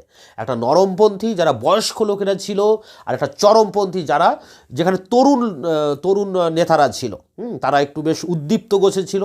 এখন জাতীয় কংগ্রেসের যদি প্রথম 20 বছর দেখি, 1885 থেকে 1905, এই সময়টাকে বলা হয় নরমপন্থী পর্ব। কারণ এই সময়কার যারা নেতা ছিলেন, উমেশচন্দ্র বন্দ্যোপাধ্যায়, তারপরে গোপালকৃষ্ণ গোখলে, এরকম একাধিক নেতা, ফিরোজ শাহ মেহতা, এনারা সব ছিলেন নরম গোছের লোক, নরমপন্থী। এনারা ব্রিটিশ সরকারের কাছে যা কিছু দাবি দেওয়া সব এই কাগজে কলমে লিখে দরখাস্ত জমা দেওয়ার মতো দিতেন। কোনো রকম বিক্ষোভ, মুভমেন্ট করা, ধর্মঘট করা, মিছিল মিটিং করা, বিক্ষোভ, এসব তারা করতেন না। আন্দোলনের পথটা ছিল না জাতীয় কংগ্রেসের প্রথম 20 বছর। তারা ছিল নরমপন্থী। অনেকে এদের সমালোচনা করে বলছে যে রাজনৈতিক ভিক্ষাবৃত্তি, যে ভিক্ষা দাও। বঙ্কিমচন্দ্র তো তার কৃষ্ণ চরিত্রে এদের নিয়ে অনেক করেছেন, মানে ক্রিটিসিজম করেছেন, ব্যঙ্গাত্মকভাবে এদেরকে সমালোচনা করেছেন। অনেকে বলছেন, যেমন অনিল শীল বলছেন যে এই যে বছরে একটা সময় এরা যে সম্মেলন করতো, সেটা হচ্ছে বিয়েবাড়ির অনুষ্ঠানের সাথে তুলনা করেছেন, বা 3 দিনের তামাশার কথা বলছেন। তা যাই হোক, এদের যে 3টে নীতি ছিল, প্রে করা, প্রার্থনা করা এবং প্রোটেস্ট করা, মানে এরকম একটা এদের নরমপন্থীদের আন্দোলনের মাধ্যমে তেমন কোনো অগ্রগতি হয়নি। ভারতের জাতীয়তাবাদের অগ্রগতি কিছুই হয়নি। এই কারণে এই নরমপন্থীদের উপর বীতশ্রদ্ধ হয়ে, বিরক্ত হয়ে, কংগ্রেসের ভিতরে, কংগ্রেস ভারতের প্রধান রাজনৈতিক দল, অতএব এর সদস্য সংখ্যা প্রচুর, সমর্থকও প্রচুর। এখন এই সমর্থকদের মধ্যে যারা তরুণ গোছের যারা রয়েছেন, যেমন বাল গঙ্গাধর তিলক, তারা হচ্ছে এই বিবেকানন্দের আদর্শে আদর্শিত হয়ে, বঙ্কিমচন্দ্রের আদর্শে আদর্শিত হয়ে তারা এই নরমপন্থী পথ তাদের মনোভূত হতো না বা ছিল না। তারা এর থেকে বেরিয়ে আসতে থাকে, মানে জাতীয় কংগ্রেসের নরমপন্থী গোষ্ঠী থেকে বেরিয়ে আসতে থাকে, এবং তারা আলাদা হয়ে যায়। 1907 গিয়ে দুটো দলে ভাগ হয়ে যাচ্ছে। একটা চরমপন্থী, এই যে নতুন দল, এটা চরমপন্থী, আর আগের যে 20 বছরের যেসব নেতারা ছিল তারা হচ্ছে নরমপন্থী। তাই এখানে দেখো, প্রশ্ন হচ্ছে মধ্যপন্থী আর চরমপন্থী। মধ্যপন্থী মানেই হচ্ছে নরমপন্থী, এরা ব্যালেন্স তৈরি করে চলতো। ইংরেজদের সাথে জনগণের মধ্যে একটা মাঝখানে দাঁড়িয়ে এরা একটা ব্যালেন্স করেছিল। তাই এটা মধ্যপন্থী। আর চরমপন্থী হচ্ছে নতুন যেসব নেতাদের আবির্ভাব ঘটছে, যারা মাতদাঙ্গায় বিশ্বাসী, যারা সংগ্রাম করে ফাইট করে ইংরেজদের কাছ থেকে স্বাধীনতা আদায়ের করার বিশ্বাসী, তাদেরকে বলা হচ্ছে চরমপন্থী। তো এই দুটো ভাগ, দুটোই কিন্তু বড় প্রশ্ন। চরমপন্থী একটা বড় প্রশ্ন, নরমপন্থী একটা বড় প্রশ্ন। এরপরে দেখো রয়েছে গয়ে স্বদেশী আন্দোলন। স্বদেশী আন্দোলন ঠিক এই সময় 1905-এ আর একটা ইম্পর্টেন্ট ঘটনা, লর্ড কার্জন বাংলাদেশকে ভাগ করে দিচ্ছেন। তিনি লক্ষ্য করছেন যে যত ইংরেজদের বিরুদ্ধে যত আন্দোলন সব বাংলাদেশেই হচ্ছে, এবং বাংলাদেশেই যত নেতাগোতার আবির্ভাব, ইংরেজদের বিরুদ্ধে যত আন্দোলন, এই বাংলাদেশের কলকাতা কেন্দ্রিক সব আন্দোলনগুলো। তাই এই বাঙালি জাতির জাতীয়তাবাদের মূলে কুঠারাঘাত করতে হবে। তাহলে এটা কী করে করতে হবে? বাংলাদেশ একটা বিরাট বড় দেশ, এবং এখানে হিন্দু মুসলিম সব ভাই ভাইয়ের মতো থাকে, তো এদের মধ্যে বিভাজন করে দিতে হবে। এবং সেই বিভাজন করে দিলে, হিন্দু মুসলিম আলাদা করে যদি দেওয়া যায়, তাহলে এদের এই জাতীয়তাবাদী যে আন্দোলন, সেই আন্দোলনটা অনেকটা মুখ থুবড়ে পড়বে, এবং ইংরেজরা বহাল তবিয়াতে দেশে রাজত্ব করতে পারবে। এটা ছিল লর্ড কার্জনের একটা দুষ্টু বুদ্ধি। তাই এটা করতে গেলে তার একটা যুক্তি দেখাতে হবে। সেই যুক্তিটা এই যে এত বড় বাংলাদেশ, যে বাংলাদেশে বিহার আছে, উড়িষ্যা আছে, আসাম আছে, ত্রিপুরা আছে, এখনকার বর্তমান বাংলাদেশটা পুরোটাই আছে, এবং পশ্চিমবাংলা পুরোটাই আছে। এত বড় একটা দেশ একজন গভর্নরের পক্ষে শাসন করা সম্ভব নয়। তাই বাংলাদেশ প্রশাসনিক সুবিধার্থে ভাগ করা প্রয়োজন, এবং এই ভাগ করলে পূর্ববঙ্গের যারা সংখ্যা গুরু, যারা মুসলিম, তাদের অগ্রগতি হবে। একটা নতুন যদি জেলা তৈরি হয়, কোনো একটা জায়গায় নতুন একটা জেলা, তাহলে সেই জেলায় অনেক কিছু হয়। তো এরকম একটা যুক্তি দিয়ে তিনি এই বাংলাদেশকে ভাগ করে দেন। বাংলাদেশ ভাগ করার পর, মানে বঙ্গভঙ্গের পর 1905-এ হয় 16ই অক্টোবর, এবং সেই বঙ্গভঙ্গের সময় তো আমাদের রবীন্দ্রনাথ ঠাকুর অরন্ধন দিবস, রাখি বন্ধন দিবস ইত্যাদি, এবং গঙ্গায় স্নান, এইসব জিনিসগুলো চালু হয়। লক্ষ্মীর ভাণ্ডার করেন সরলা দেবী রানী, চৌধুরী রানী, হ্যাঁ, মানে, এবং একটা আন্দোলন হয়, এই বঙ্গভঙ্গের বিরুদ্ধে একটা আন্দোলন হয়, বঙ্গভঙ্গ বিরোধী আন্দোলন। এর বিরোধিতা করে একটা আন্দোলন, যে আন্দোলনের আরেক নাম হচ্ছে স্বদেশী আন্দোলন, এদেশের জন্য যে আন্দোলন। এখন এই আন্দোলনের দুটো দিক, একটা স্বদেশী আর একটা বয়কট। বয়কটটা হচ্ছে এই যে ইংরেজদের প্রতি এতটাই বিরক্ত যে ইংরেজদের যেসব জিনিসপত্র ইংল্যান্ডের কলকারখানায় তৈরি হতো, এদেশে এনে সস্তায় বিক্রি করতো ইংরেজরা, সেই সব জিনিসপত্র কেউ আর কিনবে না। বয়কট করতে হবে ইংরেজদেরকে। বয়কট করলে তারা তাদের ব্যবসা গুটিয়ে নেবে, এদেশ থেকে ছেড়ে চলে যাবে। এবং ইংরেজদের যে শিক্ষার কলেজ রয়েছে, বিভিন্ন রকম আইন ব্যবস্থা, আদালত, প্রশাসনিক থানা, ডাকঘর, রেলঘর, এসব সব বর্জন করতে হবে। কোনোভাবেই ইংরেজদের সংস্পর্শে গেলে হবে না। এখন ইংরেজদের যদি সংস্পর্শে না যাওয়া হয়, তাহলে মানুষের এই দৈনন্দিন প্রয়োজন কিভাবে মিটবে? তার জন্য ওই দৈনন্দিন প্রয়োজনের জিনিসপত্রগুলো তারা নিজেরা তৈরি করবে। মানে বাঙালিরা নিজেরা কলকারখানা স্থাপন করবে, সাবান কারখানা, বিভিন্ন দেশলাই কারখানা, গামছা কারখানা, শাড়ির কারখানা, হ্যাঁ, এবং এই জন্য বঙ্গলক্ষ্মী কটন মিল তৈরি হয়েছিল এই শাড়ির জন্য, এবং দেশলাই কারখানা, সাবান কারখানা, আরও যেসব নিত্য প্রয়োজনীয় জিনিসপত্র, তার কিন্তু কারখানা তৈরি হতে থাকে বাংলাদেশে। জাতীয় শিক্ষা পরিষদ তৈরি হয়, বিভিন্ন স্কুল কলেজ তৈরি হয় এই সময়টায়, জাতীয় শিক্ষা আন্দোলন হয় এই সময়টা। তাহলে স্বদেশি জিনিস তৈরি করার একটা হিড়িক দেখা দেয়। হ্যাঁ, স্বদেশি স্টিমার কোম্পানি, পরিবহন ব্যবস্থা সব স্বদেশিভাবে গড়ে উঠতে থাকে। পাশাপাশি বয়কট চলে, বয়কটের পাশাপাশি স্বদেশি জিনিসের অগ্রগতি ঘটতে থাকে। তো এই স্বদেশি পিরিয়ডে, এটাকে স্বদেশি যুগ বলা হয়, এই যুগে কিন্তু বাংলাদেশের অনেক অগ্রগতি হয়, অনেক শিল্প কলকারখানা স্থাপিত হয়, হ্যাঁ, অনেক কিছু অগ্রগতি হয়। তাহলে এই স্বদেশি এবং বয়কট দুটোই কিন্তু ভালো করে পড়তে হচ্ছে। এবং পাশাপাশি এই যে স্বদেশি আন্দোলন, এই আন্দোলনের আবার 4টি ধারা রয়েছে। সুমিত সরকার তার the swadeshi movement of Bengal বলে একটা গ্রন্থ লিখেছিলেন, বিখ্যাত গ্রন্থ। সুমিত সরকারের বিখ্যাত গ্রন্থ হচ্ছে আধুনিক Bharat, the modern history of India. তা তিনি আরেকটি এই গ্রন্থে, মানে স্বদেশী মুভমেন্ট অফ ইন্ডিয়া গ্রন্থে তিনি বলছেন যে এই স্বদেশী আন্দোলনের 4টি ধারা রয়েছে। নরমপন্থী ধারা, চরমপন্থী ধারা, আত্মশক্তি বৃদ্ধির ধারা, এরকম ধারা রয়েছে 4টি ধারা। সেই 4টি ধারার উপরে প্রশ্ন আসতে পারে। আবার এই স্বদেশী আন্দোলনের যে গুরুত্ব, ভ্যালুটা কী, এত বড় যে আন্দোলনটা হচ্ছে সারা বাংলাদেশব্যাপী, অবশ্যই এই আন্দোলন সারা ভারতেও ছড়িয়ে পড়ে, তো এর ভ্যালুটা কী, এর গুরুত্বটা কী দাঁড়িয়েছিল শেষ পর্যন্ত, এবং একটা সময় এই আন্দোলন ব্যর্থ হয়, তো এই ব্যর্থতার কারণগুলোও বাকি, সেটা নিয়েও একটা প্রশ্ন। তাই দেখো এখানে লেখা আছে স্বদেশী আন্দোলন, কিন্তু এটাকে ভাঙলে কিন্তু এখান থেকে অনেক প্রশ্ন বেরিয়ে আসছে। এরপরে রয়েছে দেখো বিপ্লববাদ। বিপ্লব মানে বিদ্রোহ করো, পরিবর্তন করে দেওয়া, এটাকে আমরা বিপ্লব বলি। বিপ্লব মানে এক কথায় যে অল্প সময়ে বিরাট পরিবর্তন, তাকে বলি বিপ্লব। যেমন ফরাসি বিপ্লব। তা বাংলাদেশে এই বিপ্লববান মাথা ছাড়া দিয়ে ওঠে। বিপ্লবীরা চেয়েছিল যে খুব দ্রুত এদেশের শাসন ব্যবস্থাকে আমূল পাল্টে দিতে, ইংরেজদেরকে হটিয়ে ভারতীয়রা স্বাধীন হতে চেয়েছিল। এবং তার জন্য ওই মিছিল মিটিং করে কোনো লাভ নেই, মানে ফাইট করতে হবে ইংরেজদের সাথে। ফাইট করতে গেলে কী করে, এবার বিপ্লবীরা সংখ্যায় কম, তাদের হাতে অস্ত্রপাতি কম, তাই তারা রাজনৈতিক ডাকাতি শুরু করে, বিভিন্ন বড় বড় ইংরেজ অফিসারকে গুলি করে মেরে দিতে থাকে। হ্যাঁ, তাই এই বিপ্লববাদ কিন্তু একটা বড় টপিক, এরপরে অনেক পড়াশুনোর ব্যাপার আছে, এবং এর আবার দুটো পার্ট আছে। প্রথম পার্ট এই 1905 থেকে 1915, এই যে টাইমটা, বা 1905 থেকে 1930 যদি আমি ধরি, তো এই প্রথম যে 15-20 বছর 1930-এর আগ, 1930-এর আগে একটা পর্ব, 1930-এর পর স্বাধীনতা পর্যন্ত আরেকটা পর্ব। প্রথম পর্ব আর দ্বিতীয় পর্ব, প্রশ্ন কিন্তু এই প্রথম পর্ব দ্বিতীয় পর্ব ধরেই প্রশ্ন আসে, একসাথে কখনো দেয় না। এই বিপ্লববাদ সারা ভারতবর্ষে ছড়িয়ে পড়ে। মহারাষ্ট্রে বিপ্লববাদ আছে, পাঞ্জাবে বিপ্লববাদ আছে, লালা হরদয়াল, মহারাষ্ট্রে ফাদকে রয়েছেন, পুনায় রয়েছেন বাল গঙ্গাধর তিলক, বাংলাদেশে রয়েছেন বিনয় বাদল দীনেশ, তারপরে ওই যে মাস্টারদা সূর্য সেন, ক্ষুদিরাম, ভগৎ সিং, বাঘা যতীন, ঋষি অরবিন্দ, তো এনারা সব কিন্তু চরমপন্থী বিপ্লবী। এনারা সবাই ইংরেজদেরকে কেউ না কেউ গুলি করেছে, কেউ হয়তো বোমা মেরেছে, এইভাবে কিন্তু এনারা বিখ্যাত। তাই এই বিপ্লববাদের একটা বড় অংশ, এবং অনেক নারীও বিপ্লবী ছিলেন, প্রীতিলতা ওয়েদার, বীণা দাশগুপ্ত, এদের নাম, মাতঙ্গিনী হাজরা, এসব নাম আমরা কিন্তু জানি কম বেশি। তা বিপ্লববাদ একটা বড় পার্ট। এই বিপ্লববাদের আবির্ভাব ঘটছে কিন্তু এই জাতীয় কংগ্রেসের ভিতর থেকেই।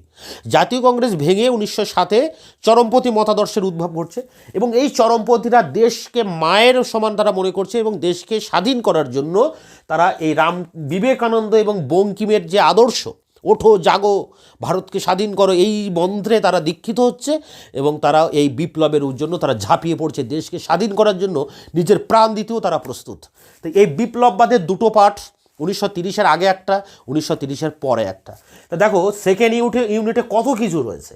জাতীয়তাবাদের উদ্ভবের যে 4টি গোষ্ঠী, তাদের নিয়ে আলোচনা করতে হবে, সাম্রাজ্যবাদী, কেমব্রিজ এবং মার্ক্সবাদী, জাতীয়তাবাদী, নিম্নবর্গীয়। তারপরে যে রাজনৈতিক সংগঠন গড়ে উঠছে, প্রাক কংগ্রেসি সংগঠন, যেগুলো বললাম, ব্রিটিশ ইন্ডিয়া অ্যাসোসিয়েশন, ভারত সভা, জমিদার সভা, বঙ্গভাষা প্রকাশিকা সভা, British Bharat association, Indian association, একাধিক সংগঠন, এবং শেষে জাতীয় কংগ্রেস তৈরি হচ্ছে। জাতীয় কংগ্রেস তৈরি হলে তার যে প্রথম 20 বছর 1885 থেকে 1905, সেটা হচ্ছে নরমপন্থী বা মধ্যপন্থী পর্ব, প্রাথমিক পর্ব। সেই সময়কার তাদের যে কার্যাবলী, তাদের মূল্যায়ন করতে হবে, এটা একটা পার্ট। তারপরে চরমপন্থী যে পর্বটার আবির্ভাব ঘটছে এই জাতীয় কংগ্রেসের ভিতর থেকে, সে কেন চরমপন্থী মতাদর্শের উদ্ভব ঘটছে, এটা একটা বড় প্রশ্ন। এরপরে আসে স্বদেশী আন্দোলন। স্বদেশী আন্দোলন কেন হচ্ছে, স্বদেশী বয়কটটা কি আলাদা করে টিকা আছে, আবার এই স্বদেশী আন্দোলনের যে বড় প্রশ্ন, 4টি ধারা আছে, সেই ধারাগুলো কি, এর গুরুত্বটা কি, এর ব্যর্থতা কেন হয়েছিল। এরপরে বিপ্লববাদ আসছে। বিপ্লববাদের প্রথম পর্বের বিপ্লববাদ, পরের সেকেন্ড পার্ট যেটা আছে দ্বিতীয় পর্বের বিপ্লববাদ, আবার মহারাষ্ট্রের বিপ্লববাদটা কি, পাঞ্জাবের বিপ্লববাদটা কি, এরকম বিভিন্ন টাইপের কিন্তু কোশ্চেন আছে। এই জন্য সিলেবাসকে ভালো করে বোঝা প্রয়োজন। সিলেবাসকে যদি তোমরা ভালো করে বোঝো, তাহলে পেপারটা কিন্তু স্বচ্ছ ধারণা হয়ে যায়। পেপারটির নাম আধুনিক ভারতের ইতিহাস, কত থেকে কত, 1885 থেকে 1857 থেকে, মানে সিপাহী বিদ্রোহের পর। সিপাহী বিদ্রোহ ছিল তোমাদের আগের সেমিস্টারের লাস্ট কোশ্চেন, ওখান থেকেই, মানে মহারানীর ঘোষণা 1858, ওখান থেকেই 1964 পর্যন্ত। তো আমরা এখন আলোচনা করে এলাম কোথায়, 1919 সাল পর্যন্ত এসছি। 1919 সাল পর্যন্ত এসছি, মানে জাতীয় কংগ্রেসের 1905-এ যে জাতীয় কংগ্রেস 1907-এ ভাগ হয়ে যাচ্ছে, এই পর্যন্ত আমরা এসছি। এরপরে কিন্তু আমরা আলোচনা করব মডিউল 3, মডিউল 4 নম্বর মডিউলে রয়েছে 1919-এর পর গান্ধীবাদী জাতীয়তাবাদ।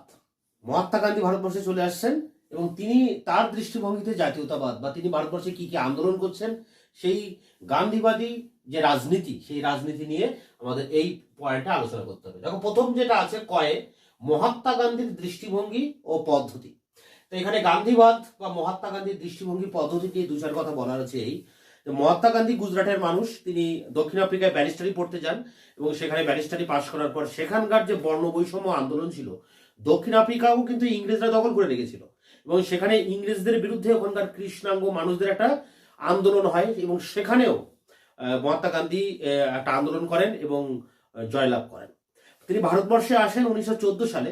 তিনি যখন ভারতে আসেন, তখন কিন্তু ভারতে যে জাতীয় কংগ্রেস, সে 1907-এ ভাগ হয়। তারপরে বাল গঙ্গাধর তিলকের আবির্ভাব হয়। বাল গঙ্গাধর তিলক কিন্তু কারাগারে 6 বছরের জন্য জেলে ছিলেন এবং গোপাল কৃষ্ণ গোখলে ছিলেন সেই সময় দেশের প্রধান নেতা, তিনি বৃদ্ধ হয়ে পড়েছিলেন। এছাড়া আরো অন্যান্য যারা নেতা ছিলেন বিভিন্ন কারণে তারা কিন্তু মূল ফ্রন্টে ছিলেন না, ফলে একটা ফাঁকা জায়গা তৈরি হয়ে গিয়েছিল এবং গান্ধীজি এই বাংলাদেশে আসার পর, মানে ভারতবর্ষে আসার পর তার উত্থান ঘটে এবং তার যে সহজ সরল কথাবার্তা, খালি পায়ে খালি গায়ে থাকা, চটি পরা, সাধারণের ভাষায় কথা বলা, মানুষের সাথে মেলামেশা করা সাধারণ মানুষের সাথে, এটা সাধারণ মানুষ খুব ভালোভাবে নিয়েছিল এবং তার জনপ্রিয়তা বিপুল পরিমাণে বৃদ্ধি পায় এবং তিনি প্রধান নেতা হিসেবে রাজনৈতিক রঙ্গমঞ্চে আবির্ভূত হন। তার আরেকটা কারণ হচ্ছে যে তার কোনো প্রতিদ্বন্দ্বীও সেই সময় জাতীয় রাজনীতিতে সেইভাবে ছিল না, মানে একটা ফাঁকা জায়গা তিনি পেয়ে গিয়েছিলেন। এবং তিনি যখন এই জাতীয় রাজনীতিতে আসেন তখন 1917 নাগাদ তিনি প্রথম যে আন্দোলন করেন আহমেদাবাদের মিল শ্রমিকদের নিয়ে তাদের যে ভাতা বৃদ্ধি বা তাদের যে মজুরি বৃদ্ধির যে আন্দোলন, সেই আন্দোলনে তিনি অংশগ্রহণ করেন, প্রথম আন্দোলন। এরপরে বিহারের চম্পারণে আন্দোলনে কৃষকদের রাজস্ব বৃদ্ধির প্রতিবাদে তাদের হয়ে আন্দোলন করেন। বিহারের খেদাতেও তিনি এই রাজস্ব বৃদ্ধির প্রতিবাদে আন্দোলন করেন। খেদা, চম্পারণ এবং আহমেদাবাদ, এই 3টি আন্দোলনের মধ্যে দিয়ে গান্ধীজির উত্থান ঘটে। তাহলে গান্ধীজির যে উত্থানের প্রেক্ষাপটটা কি, এটা কিন্তু একটা বড় প্রশ্ন। আবার তার যে প্রথম যে 3টি আন্দোলন, এটা নিয়েও কিন্তু একটা বড় প্রশ্ন। এরপর গান্ধীজির দেখলেন যে 1919 নাগাদ গিয়ে ইংরেজরা একটা কুখ্যাত আইন নিয়ে আসে, রাওলাট আইন। হ্যাঁ, সিডনি রাওলাট তিনি এই আইনটা করেছিলেন যে কোনো ব্যক্তির, ভারতবর্ষের যে কোনো ব্যক্তির ঘর ইংরেজ পুলিশেরা যখন তখন খানা তল্লাশি করতে পারে, যে কোনো ব্যক্তিকে গ্রেফতার করে নিয়ে যেতে পারে বিনা ওয়ারেন্টে এবং তাকে বিচার না করে তাকে বহুদিন কিন্তু আটকেও রাখতে পারে। তো এরকম একটা কুখ্যাত আইন নিয়ে আসে, যে আইনের বিরুদ্ধে প্রতিবাদ হয়, সারা ভারত প্রতিবাদে ফেটে পড়ে, হ্যাঁ, এই রাওলাট আইনের বিরুদ্ধে। এবং গান্ধীজি নিজেই এই আন্দোলনের বিরুদ্ধে তিনি সত্যাগ্রহ আন্দোলন করেন, রাওলাট সত্যাগ্রহ আন্দোলন। এখন এখানে প্রশ্ন হচ্ছে, দেখো গান্ধীজির দৃষ্টিভঙ্গিটা কি ছিল এবং তার পদ্ধতিটা কি। তার পদ্ধতি হচ্ছে অহিংস পদ্ধতি, কোনো হিংসা থাকবে না, অহিংস, সত্য আর আগ্রহ, যাকে নিয়ে হচ্ছে সত্যাগ্রহ, মানে সত্যের প্রতি তোমার আগ্রহ থাকবে, সেটা নিয়েই তোমাকে আন্দোলন করতে হবে, সেটাই হচ্ছে সত্যাগ্রহ আন্দোলন। তিনি এই আন্দোলন গড়ে তোলার পিছনে, এই সত্যাগ্রহ দৃষ্টিভঙ্গি তার মধ্যে গড়ে ওঠার পিছনে থরো, টলস্টয়, এরা বিখ্যাত সব রাইটারদের যে গ্রন্থ, সেসব গ্রন্থগুলো তিনি পাঠ করেন এবং সেখান থেকে তার মাথায় এই কনসেপ্টটা আসে যে অহিংস আন্দোলন করবে। এখন তো এই গান্ধীবাদী যে আন্দোলন ব্যাপক জনপ্রিয় ভারতবর্ষে, সারা পৃথিবীতেই তার একটা অভিনব পদ্ধতি, মানে অহিংস আন্দোলন, কোনো হিংসা নেই কিন্তু আন্দোলন করতে হবে, মার খেলেও তোমাকে আন্দোলন করে যেতে হবে। হ্যাঁ, একটা অভিনব পদ্ধতি। এখন এই সত্যাগ্রহের যে আদর্শ, এটা নিয়ে আলাদা টিকা প্রশ্ন আসতে পারে। গান্ধীর উত্থানটা কিভাবে হচ্ছে ভারতের রাজনীতিতে, সেটা একটা বড় প্রশ্ন হতে পারে। আবার গান্ধীর যে প্রথম 3টি আন্দোলন বললাম, চম্পারণ, খেদা এবং আহমেদাবাদ, সেটা নিয়ে একটা প্রশ্ন। রাওলাট সত্যাগ্রহ নিয়ে একটা প্রশ্ন। হ্যাঁ, রাওলাট সত্যাগ্রহের আন্দোলন চলাকালে এই রাওলাট আইনের বিরুদ্ধে পাঞ্জাবের জালিয়ান ওয়ালাবাগ বলে একটা জায়গা আছে, পাহাড় দিয়ে ঘেরা একটা মাঝখানে মাঠের মতো, সেখানে একটা সমাবেশ হয়। কিন্তু সেই সময় পাঞ্জাবের যিনি পুলিশের প্রধান ছিলেন জেনারেল ও ডায়ার, তিনি কোনো রকম সতর্কতা না দিয়ে হঠাৎ সেখানে এসে হাজির হয়ে গেটগুলো বন্ধ করে দিয়ে তিনি গুলি চালান, 1600 রাউন্ড গুলি চালান এবং বহু লোককে হতাহত করেন, যেটা একটা নৃশংসতম ঘটনা ভারতে ইংরেজ রাজত্বে, জালিয়ান ওয়ালাবাগ হত্যাকাণ্ড, যার প্রতিবাদে আমাদের রবীন্দ্রনাথ ঠাকুর নাইটহুড বা উপাধি তিনি সেটা ত্যাগ করেছিলেন। তা এই জালিয়ান ওয়ালাবাগ হত্যাকাণ্ড এবং রাওলাট সত্যাগ্রহ, এটা কিন্তু এই গান্ধীজির পরপরই আমাদের পড়তে হবে। এর মাঝে একটা পার্ট আছে, দেখো প্রথম বিশ্বযুদ্ধের প্রভাব। এর মধ্যে 1914 সালে গান্ধী যখন ভারতের রাজনীতিতে আসেন, তখন প্রথম বিশ্বযুদ্ধ হচ্ছে মিত্রপক্ষ আর অক্ষ শক্তির বিরুদ্ধে। ইংল্যান্ড এক দলে আছে, ইংল্যান্ড, ফ্রান্স, রাশিয়া, এরা মিলে একটা যুদ্ধ করছে এবং ইংল্যান্ডের যে সেনাবাহিনী, আমাদের ভারতবর্ষে যে সেনা তারা তৈরি করেছিল, মিলিটারি বাহিনী, পুলিশ বাহিনী, সেখানে প্রচুর ভারতীয়রা সেখানে যোগদান করেছে, সেই মিলিটারি চাকরি করে তারা, ইংরেজ সেনা দলে তারা আছে। এই সেনাদেরকেই কিন্তু ইংরেজরা এই প্রথম বিশ্বযুদ্ধে নিয়ে যায় এবং প্রচুর মানুষ মারা যায়, প্রচুর সৈনিক মারা যায়, ভারতীয় সৈনিক। এর ফলে ভারতের উপরে একটা বিরাট প্রভাব পড়ে। এছাড়া প্রথম বিশ্বযুদ্ধের পরে দ্রব্যমূল্য ব্যাপকভাবে বৃদ্ধি পায়, মানুষের যে নিত্য প্রয়োজনীয় জিনিসপত্র, চাল, ডাল, গম, জামা কাপড়, কেরোসিন, এগুলোর ব্যাপক দাম বেড়ে যায়, প্রায় 3-4 গুণ বেড়ে যায়, 10 টাকার মাল 100 টাকা হয়ে যায়, এরকম একটা জিনিস। এবং কালোবাজারি ফাটকাবাজি এই প্রথম বিশ্বযুদ্ধের পরবর্তীকালে কিন্তু দেখা যায়। এর ফলে ভারতের অর্থনীতি, সমাজ এবং রাজনীতির উপরে ব্যাপক প্রভাব পড়ে। এই প্রথম বিশ্বযুদ্ধের প্রভাব, এটা একটা বড় প্রশ্ন, ইম্পর্টেন্ট প্রশ্ন। প্রথম বিশ্বযুদ্ধের প্রভাব ভারতের সমাজের উপর কি পড়ছে, অর্থনীতির উপর কি পড়ছে, রাজনীতির উপর কি পড়ছে। তাহলে দেখো 1919-এর পর গান্ধীবাদী আন্দোলন বলতে গান্ধী ভারতে আসছে 1914, তিনি 3টি আন্দোলন করছেন। তারপর রাওলাট সত্যাগ্রহ হচ্ছে রাওলাট আইনের বিরুদ্ধে, এবং জালিয়ানওয়ালাবাগ ঘটনা ঘটছে। এর মধ্যে প্রথম বিশ্বযুদ্ধে আবার ভারতের কি প্রভাব পড়ছে সেটা একটা পার্ট থাকছে। এরপরে পয়েন্ট দেখো, অসহযোগ আইন অমান্য আন্দোলন। এর পরবর্তী 1920-তে 1919 গেল, জালিয়ানওয়ালাবাগের হত্যাকাণ্ড 1920 সালে গিয়ে গান্ধী সর্বভারতীয় একটি আন্দোলন পরিচালনা করছেন তার এই সত্যাগ্রহের আদর্শে। অহিংস আন্দোলন, অসহযোগ আন্দোলন। অসহযোগ মানে অসহযোগিতা করতে হবে, ইংরেজদের সাথে কোনো সহযোগিতায় গেলে হবে না, তাদের সাথে অসহযোগিতা করতে হবে, অসহযোগ আন্দোলন। এবং এটি প্রথম ভারতবর্ষের সর্বভারতীয় স্তরে সব থেকে বড় আন্দোলন। ভারতবর্ষের প্রত্যেকটি রাজ্যে এই আন্দোলন ব্যাপকভাবে ছড়িয়ে পড়ে, জনগণ ব্যাপকভাবে অংশগ্রহণ করে এই আন্দোলনে।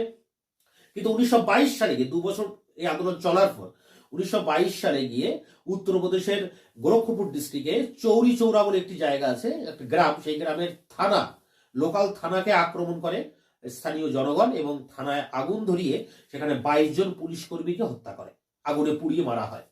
এই ঘটনায় গান্ধী যখন জানতে পারেন মর্মাহত হন। এটা একটা হিংসাত্মক ঘটনা। তিনি তো তার এই আন্দোলন তো অহিংস, কোনো হিংসার জায়গা নেই।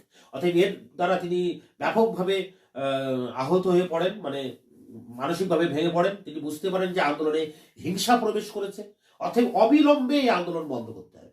তাই তিনি আর বাকি কোনো নেতার কথা শোনেননি। সেই সময় সুভাষচন্দ্র বসু, অরবিন্দ ঘোষ, চিত্তরঞ্জন দাস, এরকম বড় প্রথম সারির নেতারা রয়েছেন, জওহরলাল নেহরু, বল্লভভাই প্যাটেল, এনাদের আপত্তি সত্ত্বেও তিনি কিন্তু এই অসহযোগ আন্দোলন প্রত্যাহার করে নিয়েছিলেন।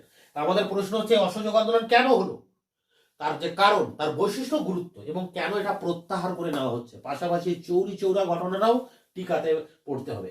এরপর 10 বছর পর 1930 সালে গিয়ে, এটা 1920 সালের ঘটনা, এরপর 10 বছর পরে গিয়ে গান্ধীজি আবার একটা আন্দোলন করছেন, আইন অমান্য আন্দোলন। ইংরেজদের কোনো আইন আর মানা হবে না, এই আইনকে অমান্য করো। এই আইন অমান্য আন্দোলন 2টি পর্যায়ে চলে। 1930-এ শুরু হয়, আবার 1932-এও শুরু হয়। 1930-32 এই টাইমটায় আইন অমান্য আন্দোলন চলে, এবং আইন অমান্য আন্দোলনের মীমাংসা হয় গোল টেবিল বৈঠকের মাধ্যমে। ইংরেজদের সাথে ইংল্যান্ডের লন্ডনে এই গোল টেবিল বৈঠক হয়, বিভিন্ন রাজনৈতিক দলের সাথে ইংরেজরা গোল টেবিল বৈঠক করে, সেই বৈঠকে একটা আপোষ মীমাংসা করে আন্দোলনকেও বন্ধ করে দেওয়া হয়। এখন এই আইন অমান্য আন্দোলনেরও কারণ আছে, ফলাফল, বৈশিষ্ট্য, গুরুত্ব, প্রকৃতি সবই পড়তে হবে। অসহযোগ আন্দোলন, আইন অমান্য আন্দোলন, এখান থেকে কিন্তু প্রশ্ন আসবে, দুটো আলাদা আলাদা প্রশ্ন। আবার অনেক সময় এই দুটো, যখন তোমাদের পুরনো সিলেবাস ছিল, এই পেপারটা আগে পুরনো সিলেবাসে ছিল 6 পেপার অনার্সের, এই অসহযোগ এবং আইন অমান্য আন্দোলনের তুলনা আসতো পরীক্ষায় 20 নম্বরে। তো এখানে দুটো প্রশ্নের কিন্তু তুলনাও আসতে পারে। আবার অসহযোগ আন্দোলনের উপরে বিভিন্ন টাইপের প্রশ্ন হয়, আবার আইন অমান্য আন্দোলনের উপরেও কিন্তু বিভিন্ন দিকের প্রশ্ন হয়। এরপরে দেখো রয়েছে প্রাদেশিক স্বায়ত্তশাসন। এই স্বায়ত্তশাসন ব্যাপারটা কিভাবে এসছে, সেই হোম রুল আন্দোলনের মধ্যে দিয়ে অ্যানিমেশন 1914 সাল নাগাদ। এবং এই স্বায়ত্তশাসন প্রাদেশিক, ভারতবর্ষে অনেকগুলো প্রদেশ আছে, তো এক একটা প্রদেশে আলাদা আলাদা সরকার তৈরি হবে, এবং সেই দেশে একটা নির্বাচন হবে, এবং সেই নির্বাচনের মধ্যে দিয়ে একটা মন্ত্রিসভা গঠিত হবে, সেই মন্ত্রীরা সেই রাজ্যটাকে চালাবে। এটা তৈরি হয় 1935 সালে। ভারত শাসন আইন বলে একটা আইন পাশ হয়, ইংরেজরা করে 1935-এ ভারত শাসন আইন। এই আইন অনুসারে ঠিক করা হয় যে ভারতে নির্বাচন অনুষ্ঠিত হবে, এবং প্রত্যেকটি প্রদেশে পৃথক পৃথক মন্ত্রিসভা গঠিত হবে, যে মন্ত্রিসভা সেই রাজ্যটাকে পরিচালনা করবে। এখন 1935-এর এই আইন অনুসারে 1937 সালে নির্বাচন হয়, এবং কংগ্রেস ব্যাপকভাবে সাফল্য অর্জন করে। অনেকগুলো রাজ্যে কংগ্রেস মন্ত্রিসভা তৈরি করে, এবং কংগ্রেস এই প্রাদেশিক স্বায়ত্তশাসন লাভ করে, মানে সেই রাজ্যটি কংগ্রেসই পরিচালনা করে। ইংরেজদের হাতে মেন ক্ষমতা থাকে, সেনাবাহিনী, অর্থ, দেশের পররাষ্ট্র দপ্তর, এইসব থাকে, কিন্তু ভিতরে যেসব এই যোগাযোগ ব্যবস্থা, শিক্ষা, রাস্তাঘাট, এরকম যেগুলো ছোটখাটো বিষয়, সেগুলো কিন্তু এই কংগ্রেস সরকারই পরিচালনা করতে থাকে, যাকে আমরা বলছি প্রাদেশিক স্বায়ত্তশাসন। এরপর আবারও 10 বছর পরে গিয়ে, প্রায় 1942 সালে গিয়ে, আবার গান্ধীজি আরেকটি বড় আন্দোলন করছে, ভারত ছাড়ো আন্দোলন। এর আগে করেছিল আইন অমান্য, আইন মানবো না, সিভিল ডিসঅবিডেন্স, আর এবার করছে ভারত ছাড়ো, কোয়াইট মুভমেন্ট, যে ইংরেজদের ভারত ছেড়ে চলে যেতে হবে। সেই আন্দোলন যতক্ষণ না স্বাধীনতা অর্জন না হবে, ততক্ষণ আন্দোলন করতে হবে। গান্ধী আগে যেমন অহিংস নীতিতে বিশ্বাসী ছিলেন এবং আগাগোড়াই ছিলেন, কিন্তু এবার 1942 সালে তিনি অনেকটা মরিয়া হয়ে উঠেছিলেন স্বাধীনতার জন্য। তিনি বলেছিলেন যে করেঙ্গে ইয়া মরেঙ্গে, হয় করবো নয় মরবো, হ্যাঁ, মানে স্বাধীনতার জন্য লড়ে নেব। এই জন্য তিনি এই আন্দোলনের ডাক দিয়েছিলেন করেঙ্গে ইয়া মরেঙ্গে। তার এই ডাকের ফলে সারা ভারতবর্ষের জনগণ পুরো ঝাঁপিয়ে পড়েছিল এই আন্দোলনের উপরে। এবং এই আন্দোলন যখন করা হয় 1942-এর 8ই আগস্ট, যেদিন এই ডিসিশন নেওয়া হয়, অল ইন্ডিয়া যে ওয়ার্কিং কমিটি আছে, জাতীয় কংগ্রেসের যে Nikhil Bharat Congress committee, working committee, সেই কমিটির 8ই আগস্ট ডিসিশন নেওয়া হয় যে ভারত ছাড়ো আন্দোলন করা হবে। এই খবর ইংরেজদের কাছে চলে যায় এবং পরের দিন ভোরবেলায় সমস্ত নেতাগুলোকে কিন্তু গ্রেপ্তার করে নেয় ইংরেজরা। গান্ধী, নেহেরু, প্যাটেল, এদেরকে সবাইকে গ্রেপ্তার করে নেয় যাতে আন্দোলন না করতে পারে। কারণ ইংরেজরা বুঝতে পেরেছিল যে এই আন্দোলন কিন্তু খুব ব্যাপকভাবে ছড়িয়ে পড়বে।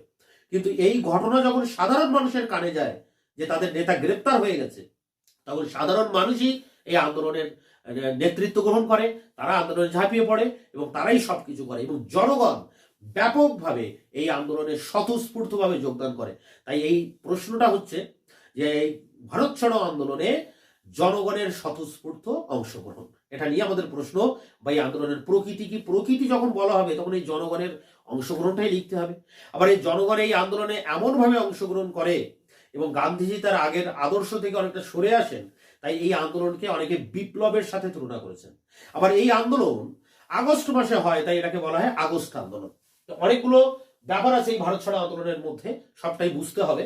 তা ভারত ছাড়ো আন্দোলন কিন্তু ভেরি ভেরি ইম্পর্টেন্ট। তোমাদের যে সাজেশন দেওয়া হয়েছে তার প্রথম প্রশ্ন যেটা আছে 10 নম্বরে, এই ভারত ছাড়ো আন্দোলন। এরপরে দেখো INA, Indian National Army. Indian National Army কে বানিয়েছিল?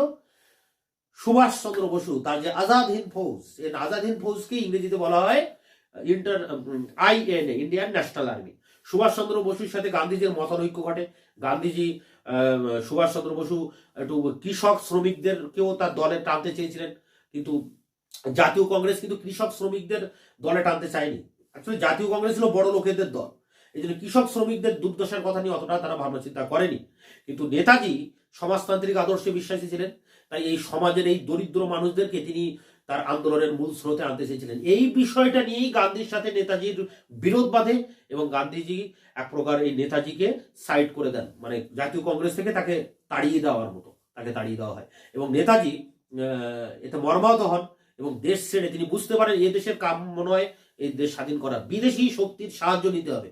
বিশ্বের প্রেক্ষাপটে বড় বড় দেশ স্বাধীন হয়েছে এইভাবে, জার্মানি, ফ্রান্স, জার্মানি, ইতালি, তারা সব ঐক্যবদ্ধ হয়েছে এরকম বিদেশি শক্তির হাত ধরে। তাই নেতাজি এটা বুঝতেন। নেতাজি তো বিদেশে পড়াশোনা করেছেন এবং সেখানে ভালো র্যাঙ্ক করেছিলেন, রেজাল্ট। তিনি এটা জানতেন যে বিদেশি শক্তির প্রয়োজন, এই জন্য তিনি ভারতবর্ষ ছেড়ে দিয়ে জাপান, জার্মানি, রাশিয়া একের পর এক দেশ ঘুরে বেড়ান। এবং ওই দ্বিতীয় বিশ্বযুদ্ধে যখন চলে, সেই সময় দ্বিতীয় বিশ্বযুদ্ধে জার্মানির হাতে ইংরেজদের অনেক সেনা বন্দী হয়। সেই ইংরেজ সেনার মধ্যে ভারতীয় সেনা ছিল, তাদেরকে সেখান থেকে মুক্ত করে এনে, জার্মানি থেকে মুক্ত করে এনে বা জাপানের কাছ থেকে মুক্ত করে এনে তিনি আজাদ হিন্দ ফৌজ তৈরি করেন। এবং এই আজাদ হিন্দ ফৌজ নিয়ে ভারতবর্ষের উত্তর পশ্চিম সীমান্ত, যেটা অরুণাচল প্রদেশ, ইম্ফল, মণিপুর, এখান থেকে এই জায়গা দিয়ে তিনি প্রবেশ করেন ভারতবর্ষে। এবং এটা একটা বর্ষাকালে, ফলে একটা দুর্যোগ তৈরি হয়। হ্যাঁ, এবং ভারতবর্ষের কিছুটা অংশ, ওই জায়গার কিছুটা অংশ তিনি দখলও করে নেন এবং তাকে সাপোর্ট করে জাপানি সেনা। সাথে অনেক জাপানি সেনা ছিল, জাপানি রসদ ছিল, সেই জোরেই তিনি আসছিলেন। এদিকে জাপানে আমেরিকা পরমাণু বোমা দুটো ফেলে দিয়েছিল হিরোশিমা নাগাসাকিতে 7ই আগস্ট, 9ই আগস্ট। এর ফলে জাপান আত্মসমর্পণ করে এবং জাপানের যে সেনা এই নেতাজির সাথে ছিল তারা সব চলে যায় এবং নেতাজি অসহায় হয়ে পড়ে। তখন নেতাজি আর কিছু করার নেই, পুরো বাহিনী নিয়ে তিনি ফিরে চলে যান এবং পরবর্তীকালে এই মানে তার এই আজাদ হিন্দ ফৌজের কিন্তু অনেক সেনা ধরা পড়ে এবং তাদেরকে বিচার হয়, অনেকের ফাঁসি হয়। নেতাজি যদিও পালিয়ে গিয়েছিলেন। যাই হোক, এখানে আমাদের এই INA অনেকটা পড়তে হবে। ভারতের স্বাধীনতা সংগ্রামে সুভাষ চন্দ্র বসুর অবদানটা কি, তার এই যে আজাদ হিন্দ ফৌজ, সেই আজাদ হিন্দ ফৌজের অবদানটা কি, এটা নিয়ে কিন্তু একটা বড় প্রশ্ন রয়েছে। এরপরে দেখো রয়েছে বামপন্থী আন্দোলন। বামপন্থী মানে কমিউনিস্ট পার্টি, যেটা ভারতবর্ষে তৈরি হয় 1925 সালে। তাসখন্দে তৈরি হয়েছিল, রাশিয়ার একটা প্রদেশ ছিল সেই সময় তাসখন্দ। সেই তাসখন্দে মানবেন্দ্রনাথ রায়, PC যোশী, অমৃত ডাঙ্গে, এসব ছিল সেই সময়কার প্রতিষ্ঠাতা সদস্য। ভারতের কমিউনিস্ট পার্টি, যেটাকে আমরা সিপিএম বলি, সিপিএম পার্টি অফ মার্ক্সবাদ, সেই সিপিএম পার্টি অফ মার্ক্সবাদের প্রতিষ্ঠা হয় 1925 সালে তাসখন্দে, পরে 1920-তে হয়। আর এর 5 বছর পরে ভারতবর্ষে নাগপুরে এসে 1925 সালে ভারতীয় যে কমিউনিস্ট পার্টি সেটা তৈরি হয়, এবং এই বামপন্থী আন্দোলন শুরু হয় ভারতবর্ষের শ্রমিকদের নিয়ে, কৃষকদের নিয়ে আন্দোলন শুরু হয়।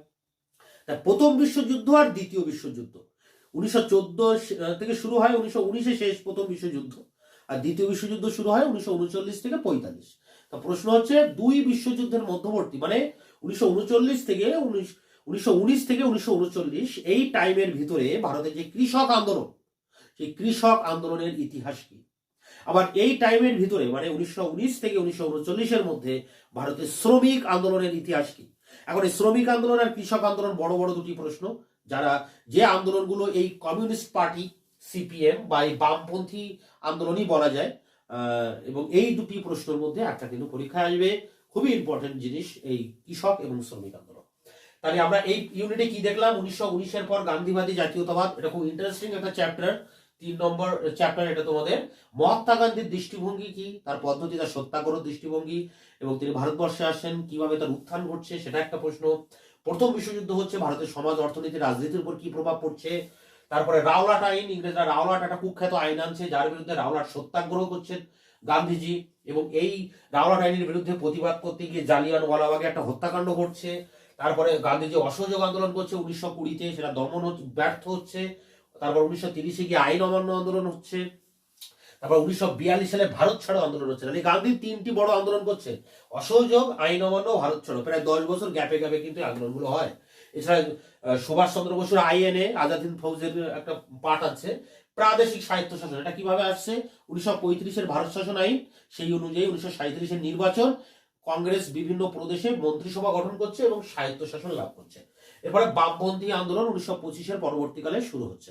তো এইগুলো নিয়ে, এত কিছু নিয়ে কিন্তু এই মডিউলে রয়েছে 1919-এর পর গান্ধীবাদী জাতীয়তাবাদ, এবং এই চ্যাপ্টারটাই খুব সব থেকে ইন্টারেস্টিং ভারতের এই প্রাক স্বাধীনতা পর্বের ইতিহাসের ক্ষেত্রে। তা আমরা এখন দেখলাম চ্যাপ্টার 3, এরপরে আমরা দেখবো চ্যাপ্টার 4, 5, 6। 4-এ যেটা রয়েছে দেখো, জাতীয়তাবাদ ও সামাজিক গোষ্ঠী। তো ভারতের জাতীয়তাবাদের ক্ষেত্রে যে ভারতের যে বিভিন্ন গোষ্ঠী আছে, বিভিন্ন পেশাজীবী গোষ্ঠী, যেমন পেশাজীবী, মধ্যবিত্ত, কৃষক, আদিবাসী, শ্রমিক, দলিত, ব্যবসায়ী, এরা হচ্ছে ভারতের সাধারণ মানুষের মধ্যে বিভিন্ন ভাগ পেশার ক্ষেত্রে, পেশাকে কেন্দ্র করে। তো এই পেশাজীবী যে সামাজিক গোষ্ঠী, এদের উপরেও কিন্তু অনেকটা আমাদেরকে পড়তে হবে। দেখো, পেশাজীবী গোষ্ঠী আছে মধ্যবিত্ত সম্প্রদায়। মধ্যবিত্ত সম্প্রদায়ের উত্থান কিভাবে হচ্ছে? মধ্যবিত্ত সম্প্রদায়ের উত্থান ঘটছে এই যে পাশ্চাত্য শিক্ষার দ্বারা, ইংরেজি শিক্ষার দ্বারা তারা ইংরেজদের অধীনে কোনো না কোনো চাকরি করছে, এবং তারা একটা মিডিল ক্লাস শ্রেণী হিসেবে তাদের আবির্ভাব করছে। দেখো, ইংরেজরা এদেশের আসার আগ পর্যন্ত এদেশে কিন্তু এই মধ্যবিত্ত শ্রেণী ছিল না। এই ভদ্রলোক শ্রেণী, ভদ্র মহিলা শ্রেণী, বা এই মধ্যবিত্ত মিডিল ক্লাস যে শ্রেণী, এদের উত্থান হচ্ছে এই ইংরেজদের হাত ধরে। ইংরেজদের অধীনে এরা কেউ না কেউ চাকরি করছে, এবং সেখান থেকে তারা একটা সচ্ছল ফ্যামিলি গড়ে উঠছে। না এরা বড় লোক, না গরিব লোক, এরা কিন্তু মাঝামাঝি একটা মধ্যবিত্ত শ্রেণী। তো এটার উপরে একটা প্রশ্ন হয়, মধ্যবিত্ত শ্রেণীর উত্থান কিভাবে হলো। কৃষক শ্রেণী, এই ঔপনিবেশিক যুগে এই যে বিভিন্ন রকম ভূমি সংস্কার, মহলওয়ারি, রায়তওয়ারি, চিরস্থায়ী বন্দোবস্ত, এর মধ্যে দিয়ে কৃষক শ্রেণীর অবস্থা কিন্তু খারাপ হয়ে গিয়েছিল, কারণ মূল লক্ষ্যই ছিল তাদেরকে শোষণ করা। অর্থাৎ কৃষকদের যে আন্দোলন, যেটা আমি ওই টাইম টু বললাম, প্রথম বিশ্বযুদ্ধ থেকে দ্বিতীয় বিশ্বযুদ্ধ, এই কৃষক শ্রেণীর আন্দোলন আমাদের পড়তে হবে। পাশাপাশি যে শ্রমিক শ্রেণীর আন্দোলন, ভারতবর্ষে যে শিল্পায়ন হয়, উত্তর ভারতের শিল্পায়ন, পূর্ব ভারতের শিল্পায়নের মধ্যে একটা পার্থক্য আছে। হ্যাঁ, পূর্ব ভারতে সব পাট শিল্প গড়ে ওঠে, আর পশ্চিম ভারতে সব বস্ত্র শিল্প গড়ে ওঠে আহমেদাবাদে। এছাড়া ভারতের যে শিল্পায়ন, সেটা নিয়ে একটা বড় প্রশ্ন আছে, এবং এই শিল্পায়নের শ্রমিক শ্রেণীর অবস্থা কি ছিল। সেই শ্রমিকদের অবস্থা সবসময় খারাপ হয়, এই জন্য শ্রমিকরা বিদ্রোহ করে কমিউনিস্ট পার্টির হাত ধরে। এই শ্রমিক আন্দোলন আমাদের পড়তে হবে, কৃষক আন্দোলন আমাদের পড়তে হবে। এর পাশাপাশি বিভিন্ন যে আদিবাসী গোষ্ঠী, বিভিন্ন আদিবাসী, যেমন সাঁওতাল, মুন্ডা, ওরাও, ভিল, কোল, এরকম বিভিন্ন আদিবাসী গোষ্ঠীরাও কিন্তু ইংরেজদের বিরুদ্ধে আন্দোলন করে, অরণ্য আইনকে কেন্দ্র করে, তাদের যে ভূমি সংস্কার আইনকে কেন্দ্র করে তারা এই আন্দোলনগুলো করে। এই আদিবাসী শ্রেণীকেও আমাদের পড়তে হবে। দেখো এই আদিবাসীদের আরেকটা শ্রেণী আছে দলিত। দলিত মানে আদিবাসীও ঠিক, আবার সমাজের নিম্ন শ্রেণীকে এক কথায় দলিত বলা হচ্ছে, যারা সমাজে অপঙ্গিত, যাদেরকে স্পর্শ করা যাবে না, যারা সমাজ থেকে সমস্ত সুযোগ সুবিধা থেকে তারা বঞ্চিত। এবং এই শ্রেণী কিন্তু ভারতবর্ষের সব থেকে বেশি। ভারতবর্ষের যদি বেশিরভাগ লোক দেখা যায়, 100 কোটি যদি লোক ধরা হয় গড়, তা দেখবো 70 কোটি রয়েছে শুধু এই দলিত শ্রেণীর লোক। এখন এই দলিতরাই ছিল সব থেকে বেশি অবহেলিত। এখন এই দলিতদের এক নেতা ছিলেন বাবা সাহেব ভীমরাও আম্বেদকর। তিনি এই দলিতদের অধিকার প্রতিষ্ঠার জন্য, এদেরকে মন্দিরেও ঢুকতে দেওয়া হতো না, গ্রামের পুকুর থেকে জল খেতে দেওয়া হতো না, তাই এই দলিতদের অধিকারের জন্য বাবা সাহেব আম্বেদকর আন্দোলন করেন নাসিকে। এবং তিনি এই একটা সময় কিন্তু এই দলিতদের হয়ে দলিতদের স্বার্থকে তিনি সংরক্ষণ করতে পেরেছিলেন। হ্যাঁ, একটা সময় র্যামসে ম্যাকডোনাল্ড, ব্রিটিশ প্রধানমন্ত্রী, তিনি ভারতবর্ষের সম্প্রদায়গত ভিত্তিতে নির্বাচনের ব্যবস্থা করেন, যে এক একটা ধর্ম আলাদা আলাদা প্রতিনিধিত্ব করবে। তো সেখানে এই দলিত শ্রেণীর জন্য একটা আলাদা কোটা তৈরি করে দেওয়া হয়, যে দলিত শ্রেণী আলাদা, উচ্চ বর্ণের লোকেরা আলাদা। এবার বেশিরভাগ লোক তো দলিতে, তাহলে যদি ভোটাভুটি হয় তাহলে দলিতরাই জিতে যাবে, সেক্ষেত্রে উচ্চ শ্রেণীর প্রাধান্য থাকবে না। এখন এর বিরুদ্ধে গান্ধীজি আমরণ অনশন শুরু করেন জারবেদা জেলে, মহারাষ্ট্রের জারবেদা জেলে, এবং এই আমরণ অনশন শুরু করেন। শেষ পর্যন্ত এই বাবা সাহেব ভীমরাও আম্বেদকরের সাথে এই গান্ধীজির একটা চুক্তি হয়, পুনা চুক্তি, 1935 নাগাদ। এই পুনা চুক্তির মধ্য দিয়ে মীমাংসা হয় যে একসাথেই নির্বাচন হবে, হিন্দুরা একসাথে নির্বাচন করবে, দলিতদের আলাদা করে হবে না। তবে পরবর্তীকালে ভারতে যখন সংবিধান রচনা হবে, তখন এই দলিতদের জন্য আসন সংরক্ষণ করতে হবে 22%। এই যে আজকে SC ST রিজার্ভেশন রয়েছে, সেটা কিন্তু এই তার প্রেক্ষাপট। তো এই হচ্ছে দলিত আন্দোলন। দলিত আন্দোলনের পরে অনেক কিছু পড়ার ব্যাপার আছে। এখানে একটা প্রশ্ন আসতে পারে, ব্যবসায়ী গোষ্ঠী। দেখো আমি বলেছি যে কংগ্রেস ছিল বড় লোকের দল, তা কংগ্রেসকে সাপোর্ট করেছিল কিন্তু দেশের যত শিল্পপতি, ব্যবসায়ী, ব্যাংকার, ছোট ব্যবসায়ী, দোকানদার, এরাই কিন্তু এর ছিল প্রধান সহযোগী, প্রধান সাপোর্টার। এবং কংগ্রেসের যে ফান্ড, সেই ফান্ড আসতো কিন্তু ব্যবসায়ী শ্রেণীর হাত থেকে। তাই ব্যবসায়ীদের সাথে কংগ্রেসের কি সম্পর্ক, সেটা নিয়ে একটা বড় প্রশ্ন হয়। বা দলিত একটা প্রশ্ন, শ্রমিক একটা প্রশ্ন, কৃষক একটা প্রশ্ন, আদিবাসীদের যে অরণ্য আইন সেটার উপর একটা প্রশ্ন, মধ্যবিত্ত শ্রেণী একটা প্রশ্ন, এখানে সবই বড় প্রশ্ন। এরপরে দেখো ক খ গ ঘ উমা, এটা হয়ে গেল। তাহলে 4 নম্বর ইউনিটে এইগুলো রয়েছে, বিভিন্ন সামাজিক গোষ্ঠীর উপরে আলোচনা। এরপরে যেটা আছে 5 নম্বর চ্যাপ্টার, সেখানে হচ্ছে সাম্প্রদায়িকতা, RSS, হিন্দু মহাসভা, মুসলিম লীগ। দেখো ইংরেজরা চেয়েছিল যে এই দেশের যে মানুষের মধ্যে হিন্দু মুসলমান ভাব, সেটাকে নষ্ট করে দিতে। তার কারণ এটা যদি নষ্ট করে দেওয়া যায়, তাহলে এরা নিজেদের মধ্যে ফাইট করবে, আর দেশ স্বাধীন করার কথা এরা ভুলে যাবে, এবং ইংরেজরা বহাল তবিয়তে এখানে থাকতে পারবে। এই জন্য র্যামসে ম্যাকডোনাল্ড এই সাম্প্রদায়িক বাটোয়ারা নীতি দিয়ে আসেন, সম্প্রদায় অনুযায়ী তারা নির্বাচন করতে পারবে। তাহলে সাম্প্রদায়িকতার একটা বীজ ইংরেজরা বপন করে। এছাড়া যেই আলিগড় আন্দোলনের হোতা সৈয়দ আহমেদ খান, তিনি পরবর্তীকালে এই ইংরেজদের দ্বারা বশবর্তী হন, ইংরেজদের দ্বারা প্রভাবিত হয়ে তিনি এই সাম্প্রদায়িকতার বীজ ছড়াতে থাকেন, এবং হিন্দু মুসলমান আলাদা হয়ে যায়। এই জায়গা থেকেই কিন্তু সাম্প্রদায়িকতার উত্থান হয়, এবং পরবর্তীকালে হিন্দুরাও পিছিয়ে নেই, হিন্দু মহাসভা তৈরি হয়, যেখানে উগ্র হিন্দুত্ববাদকে প্রচার করা হয়। RSS, রাষ্ট্রীয় স্বয়ংসেবক সংঘ, এদেরও মূল লক্ষ্য হচ্ছে এই উগ্র হিন্দুত্ববাদকে প্রচার করা। এবং একটা সময় 1906 বা 1907 গিয়ে ঢাকার নবাব সলিমুল্লাহ শুধু মুসলিমদের স্বার্থ সংরক্ষণ করার জন্য তৈরি করছেন মুসলিম লীগ। তিনি লক্ষ্য করছেন যে কংগ্রেসে হচ্ছে হিন্দুদের প্রাধান্য, এবং সেই জন্য মুসলিমদের স্বার্থ ওখানে সুরক্ষিত নয়। যদিও জাতীয় কংগ্রেস অনেক মুসলিম নেতা ছিলেন, যেমন মৌলানা আবুল কালাম আজাদ, বিখ্যাত নেতা, কিন্তু মুসলিমদের স্বার্থ ওখানে সংরক্ষিত নয়। তাই তিনি নিজেদের আখের গোছানোর জন্য একটা আলাদা দল করতে থাকলেন, এবং মুসলিম মানুষদেরকে ভুল বুঝিয়ে তিনি এই দলে তার দল ভারী করতে থাকলেন, এই মুসলিম লীগ। হ্যাঁ, তাই মুসলিম লীগটাও কিন্তু এই সাম্প্রদায়িকতার বীজ ছড়াতে থাকে, হিন্দু মহাসভাও ছড়াতে থাকে, RSS ছড়াতে থাকে। একটা ধর্ম নিয়ে একটা রাজনীতি শুরু হয়ে যায়। ভারতবর্ষে আজকে যে ধর্ম নিয়ে রাজনীতি চলছে, তার সূচনা কিন্তু এই সময় থেকে শুরু হচ্ছে, ইংরেজদের হাত ধরে, হিন্দু মহাসভার হাত ধরে, মুসলিম লীগের হাত ধরে, সবাই কম বেশি দায়ী।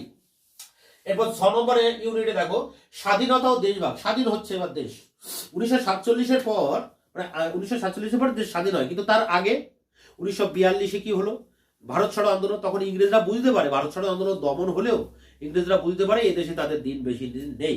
এছাড়া 1946 সালে, স্বাধীনতার আগের বছর, নৌ বিদ্রোহ হয়, বিরাট বড় নৌবিদ্রোহ হয়, তখনও ইংরেজরা বুঝতে পারে এদেশে তাদের দিন প্রায় শেষ হয়ে আসছে। হ্যাঁ, এই সময় আবার ওই সুভাষচন্দ্র বসু তার যে আজাদ হিন্দ ফৌজের আন্দোলন, সেটাও এই সময় ঘটে। তো সব মোট কথা হচ্ছে ইংরেজরা বুঝতে পারে যে এদেশে তাদের দিন আর বেশি দিন নেই, তাই এদেশে ক্ষমতা হস্তান্তর করতে হবে। এই জন্য ওয়াভেল পরিকল্পনা, মন্ত্রী মিশন, ক্রিপস মিশন, এরকম একাধিক মিশন কিন্তু এই সময় আসতে থাকে। এছাড়া দ্বিতীয় বিশ্বযুদ্ধ চলে, এই সময়টা আবার দ্বিতীয় বিশ্বযুদ্ধ চলছে 1939 থেকে 45। এবং ইংরেজরা ভারতবর্ষের মানুষকে বলেন যে তাদেরকে সাহায্য করতে দ্বিতীয় বিশ্বযুদ্ধে। বহু টাকা তাদের হাতে তুলে দেওয়া হয় দ্বিতীয় বিশ্বযুদ্ধে ফান্ড হিসাবে। বহু সৈনিক, ভারতীয় সৈনিক তাদের হয়ে যুদ্ধ করে ইংরেজদের হয়ে, এইটুকুর আশায় যে দ্বিতীয় বিশ্বযুদ্ধ শেষ হলে ইংরেজরা ভারতের স্বাধীনতা দেবে। হ্যাঁ, তাই একটা সময় স্বাধীন হয় দেশ, এবং দেশকে স্বাধীনতা দেওয়ার জন্য মাউন্ট ব্যাটেন পরিকল্পনা করা হয়। মাউন্ট ব্যাটেনকে এদেশে পাঠানো হয় তড়িঘড়ি এদেশে স্বাধীনতা দেওয়ার জন্য। মাউন্ট ব্যাটেন এদেশে এসে অনেক নেতাগোতার সাথে আলোচনা করেন, প্রায় 120-22টা বৈঠক করেন বিভিন্ন নেতার সাথে, যাতে দেশকে ভাগ না করা যায়। কারণ এই মুসলিম লীগের নেতা আলী জিন্নাহ আগে কিন্তু কংগ্রেসের নেতা ছিলেন, কিন্তু আস্তে আস্তে তিনি কোণঠাসা হতে থাকে। তিনি বুঝতে পারেন যে নিজের প্রতিষ্ঠান ধরে রাখতে গেলে এ পার্টিতে হবে না, এ পার্টিতে অনেক বড় নেতা আছে।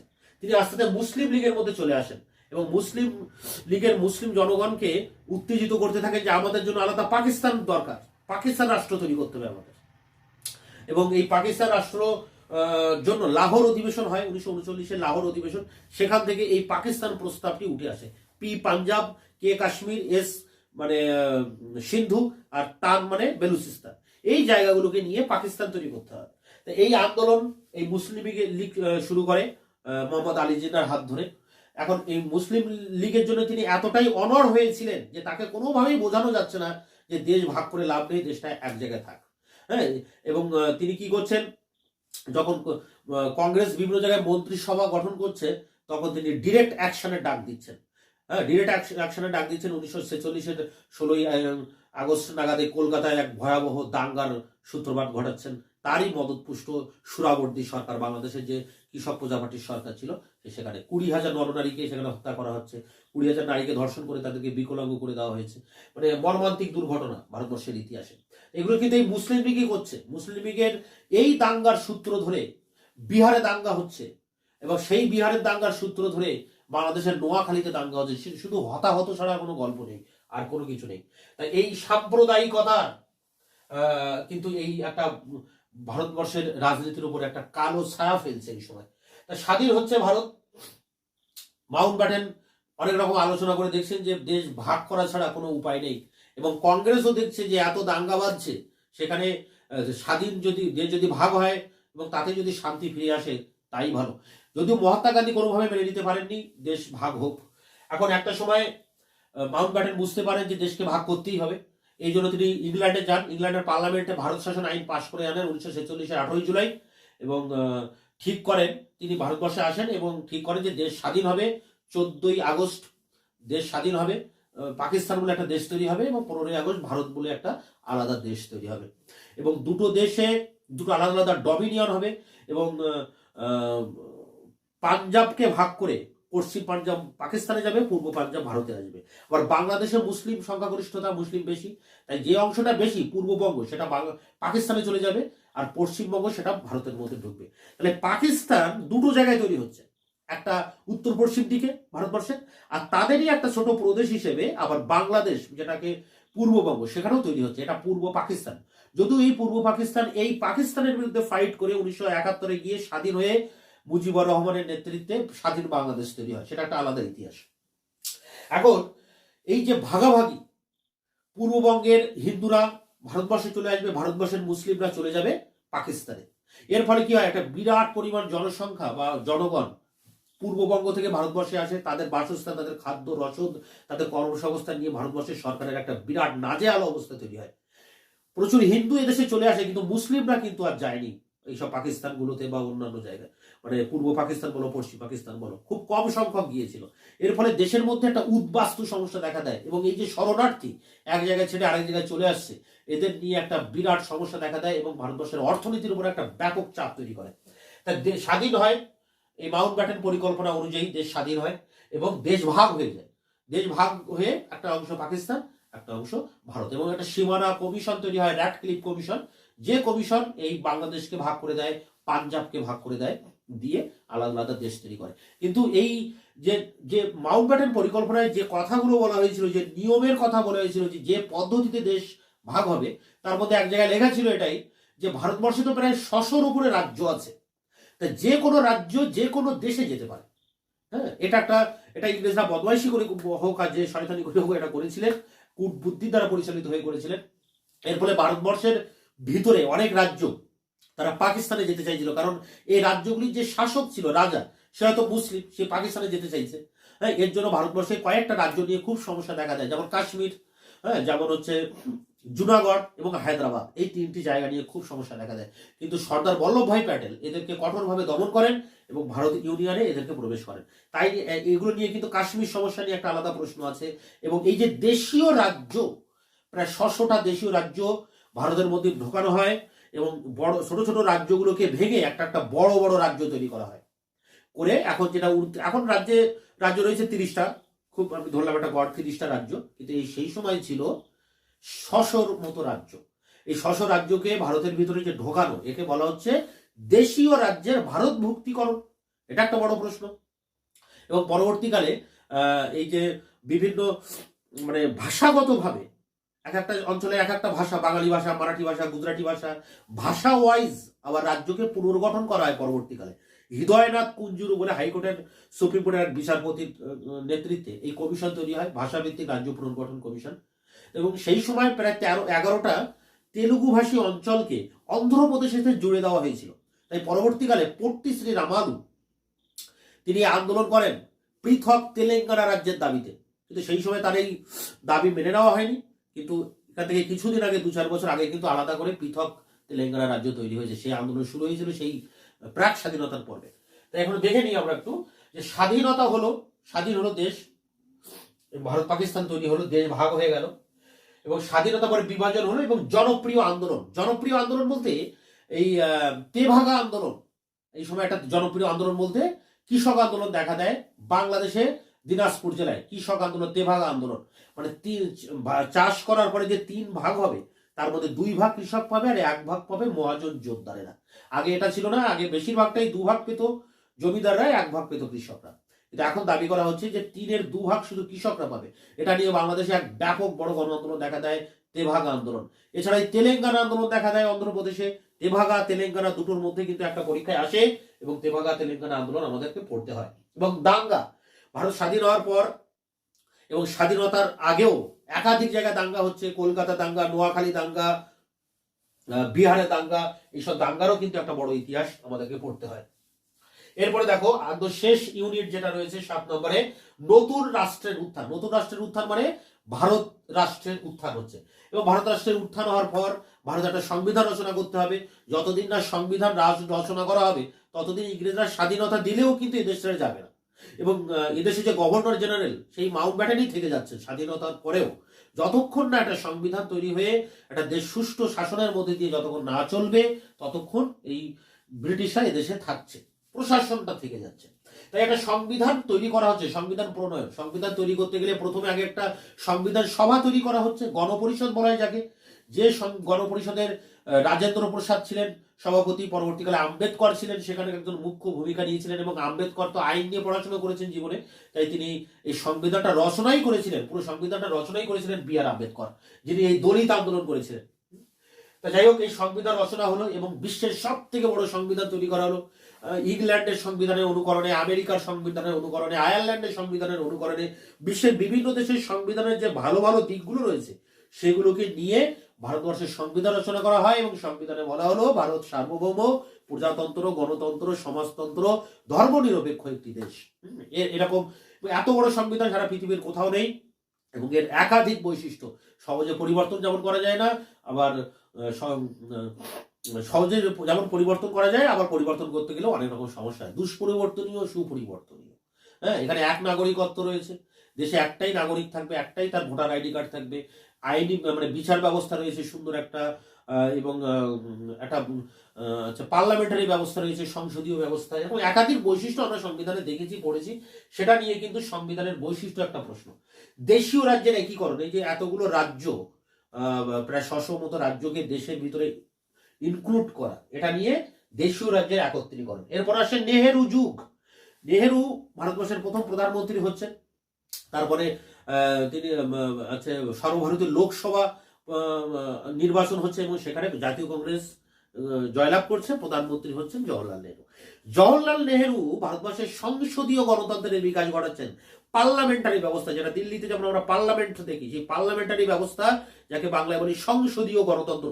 একটা সংসদ ভবন থাকবে, লোকসভা থাকবে, নিম্নসভা থাকবে, রাজ্যসভা, এবং সেখানে ভোটাভুটির মাধ্যমে দেশের সরকার নির্বাচিত হবে, দেশে গণতন্ত্র প্রতিষ্ঠিত হবে, দেশের জনগণ প্রত্যক্ষভাবে রাজনীতিতে অংশগ্রহণ করতে পারবে। এই যে ব্যবস্থা, এক মানে গণতান্ত্রিক ব্যবস্থা, একনায়কতন্ত্রের বিপরীত এই গণতান্ত্রিক ব্যবস্থা কিন্তু এই নেহেরুরই অবদান।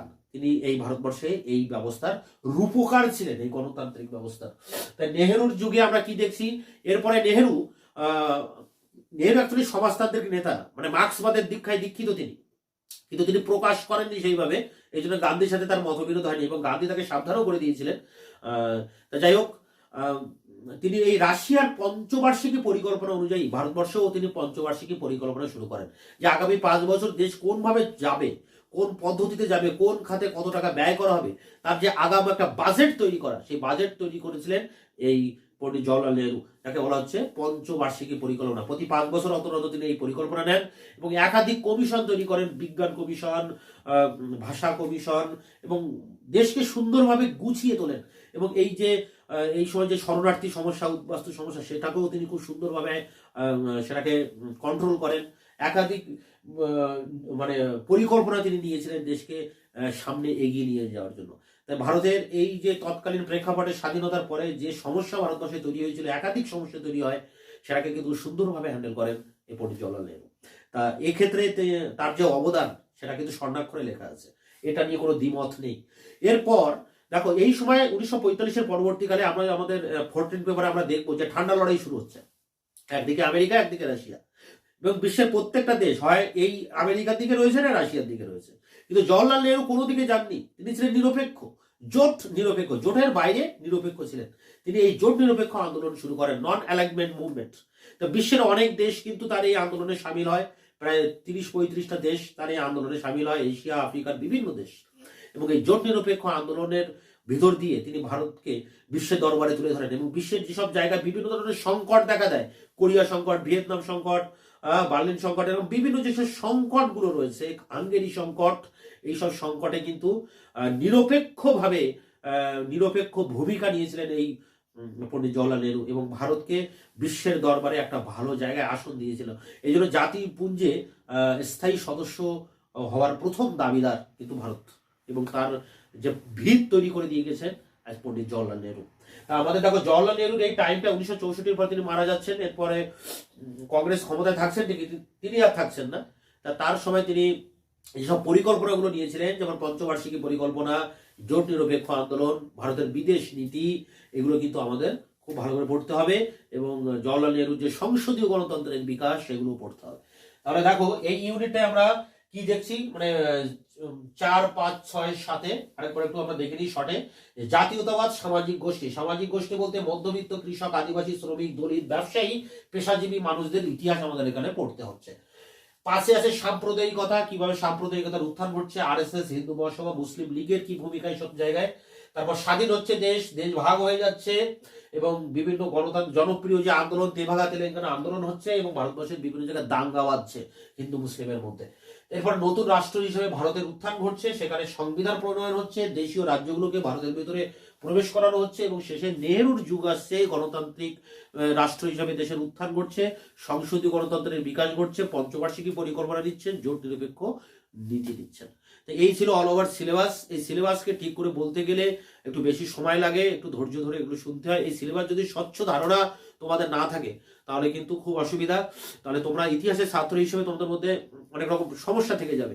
তাই তোমাদের এই সিলেবাসটাকে ভালো করে বুঝতে হবে এবং এটা সিলেবাসটাকে বুঝতে পারলে তোমাদের পরবর্তীকালেও যেসব পড়াশুনো তোমরা করবে এই ডিগ্রির বাইরে, তোমাদের কিন্তু অনেক সুন্দর সুবিধা হবে, অনেক কাজে লাগবে তোমাদের এই সিলেবাস আলোচনা। তা এরকম তোমাদের আর বাকি যে পেপারটা আছে CC 14 এবং আরো ডিএসসি তে 2টো পেপার আছে, সেগুলোরও কিন্তু আমি এরকম ভিডিও নিয়ে আসবো এরকম বিস্তারিত আলোচনা নিয়ে। আমি এই পেপারটির যে সাজেশন আমি বলেছিলাম 2024, এই সাজেশন, শর্ট সাজেশন 10 নম্বরের 10টি এবং 5 নম্বরের 10টির যে মূল সাজেশন, সেটিও নিয়ে আমি এরকম প্রত্যেকটা প্রশ্ন ধরে ডিসকাস করেছি, আলোচনা করেছি। সেই ভিডিও লিঙ্কও এখানে দেওয়া থাকবে, সেটা তোমরা দেখে নিও। আর বাকি পেপারগুলোর সিলেবাস ডিসকাস এবং তার সাজেশন আমি খুব দ্রুত চ্যানেলে নিয়ে আসবো। ততক্ষণে তোমরা আমার চ্যানেলকে সাবস্ক্রাইব করে আমার চ্যানেলের সাথে থেকো।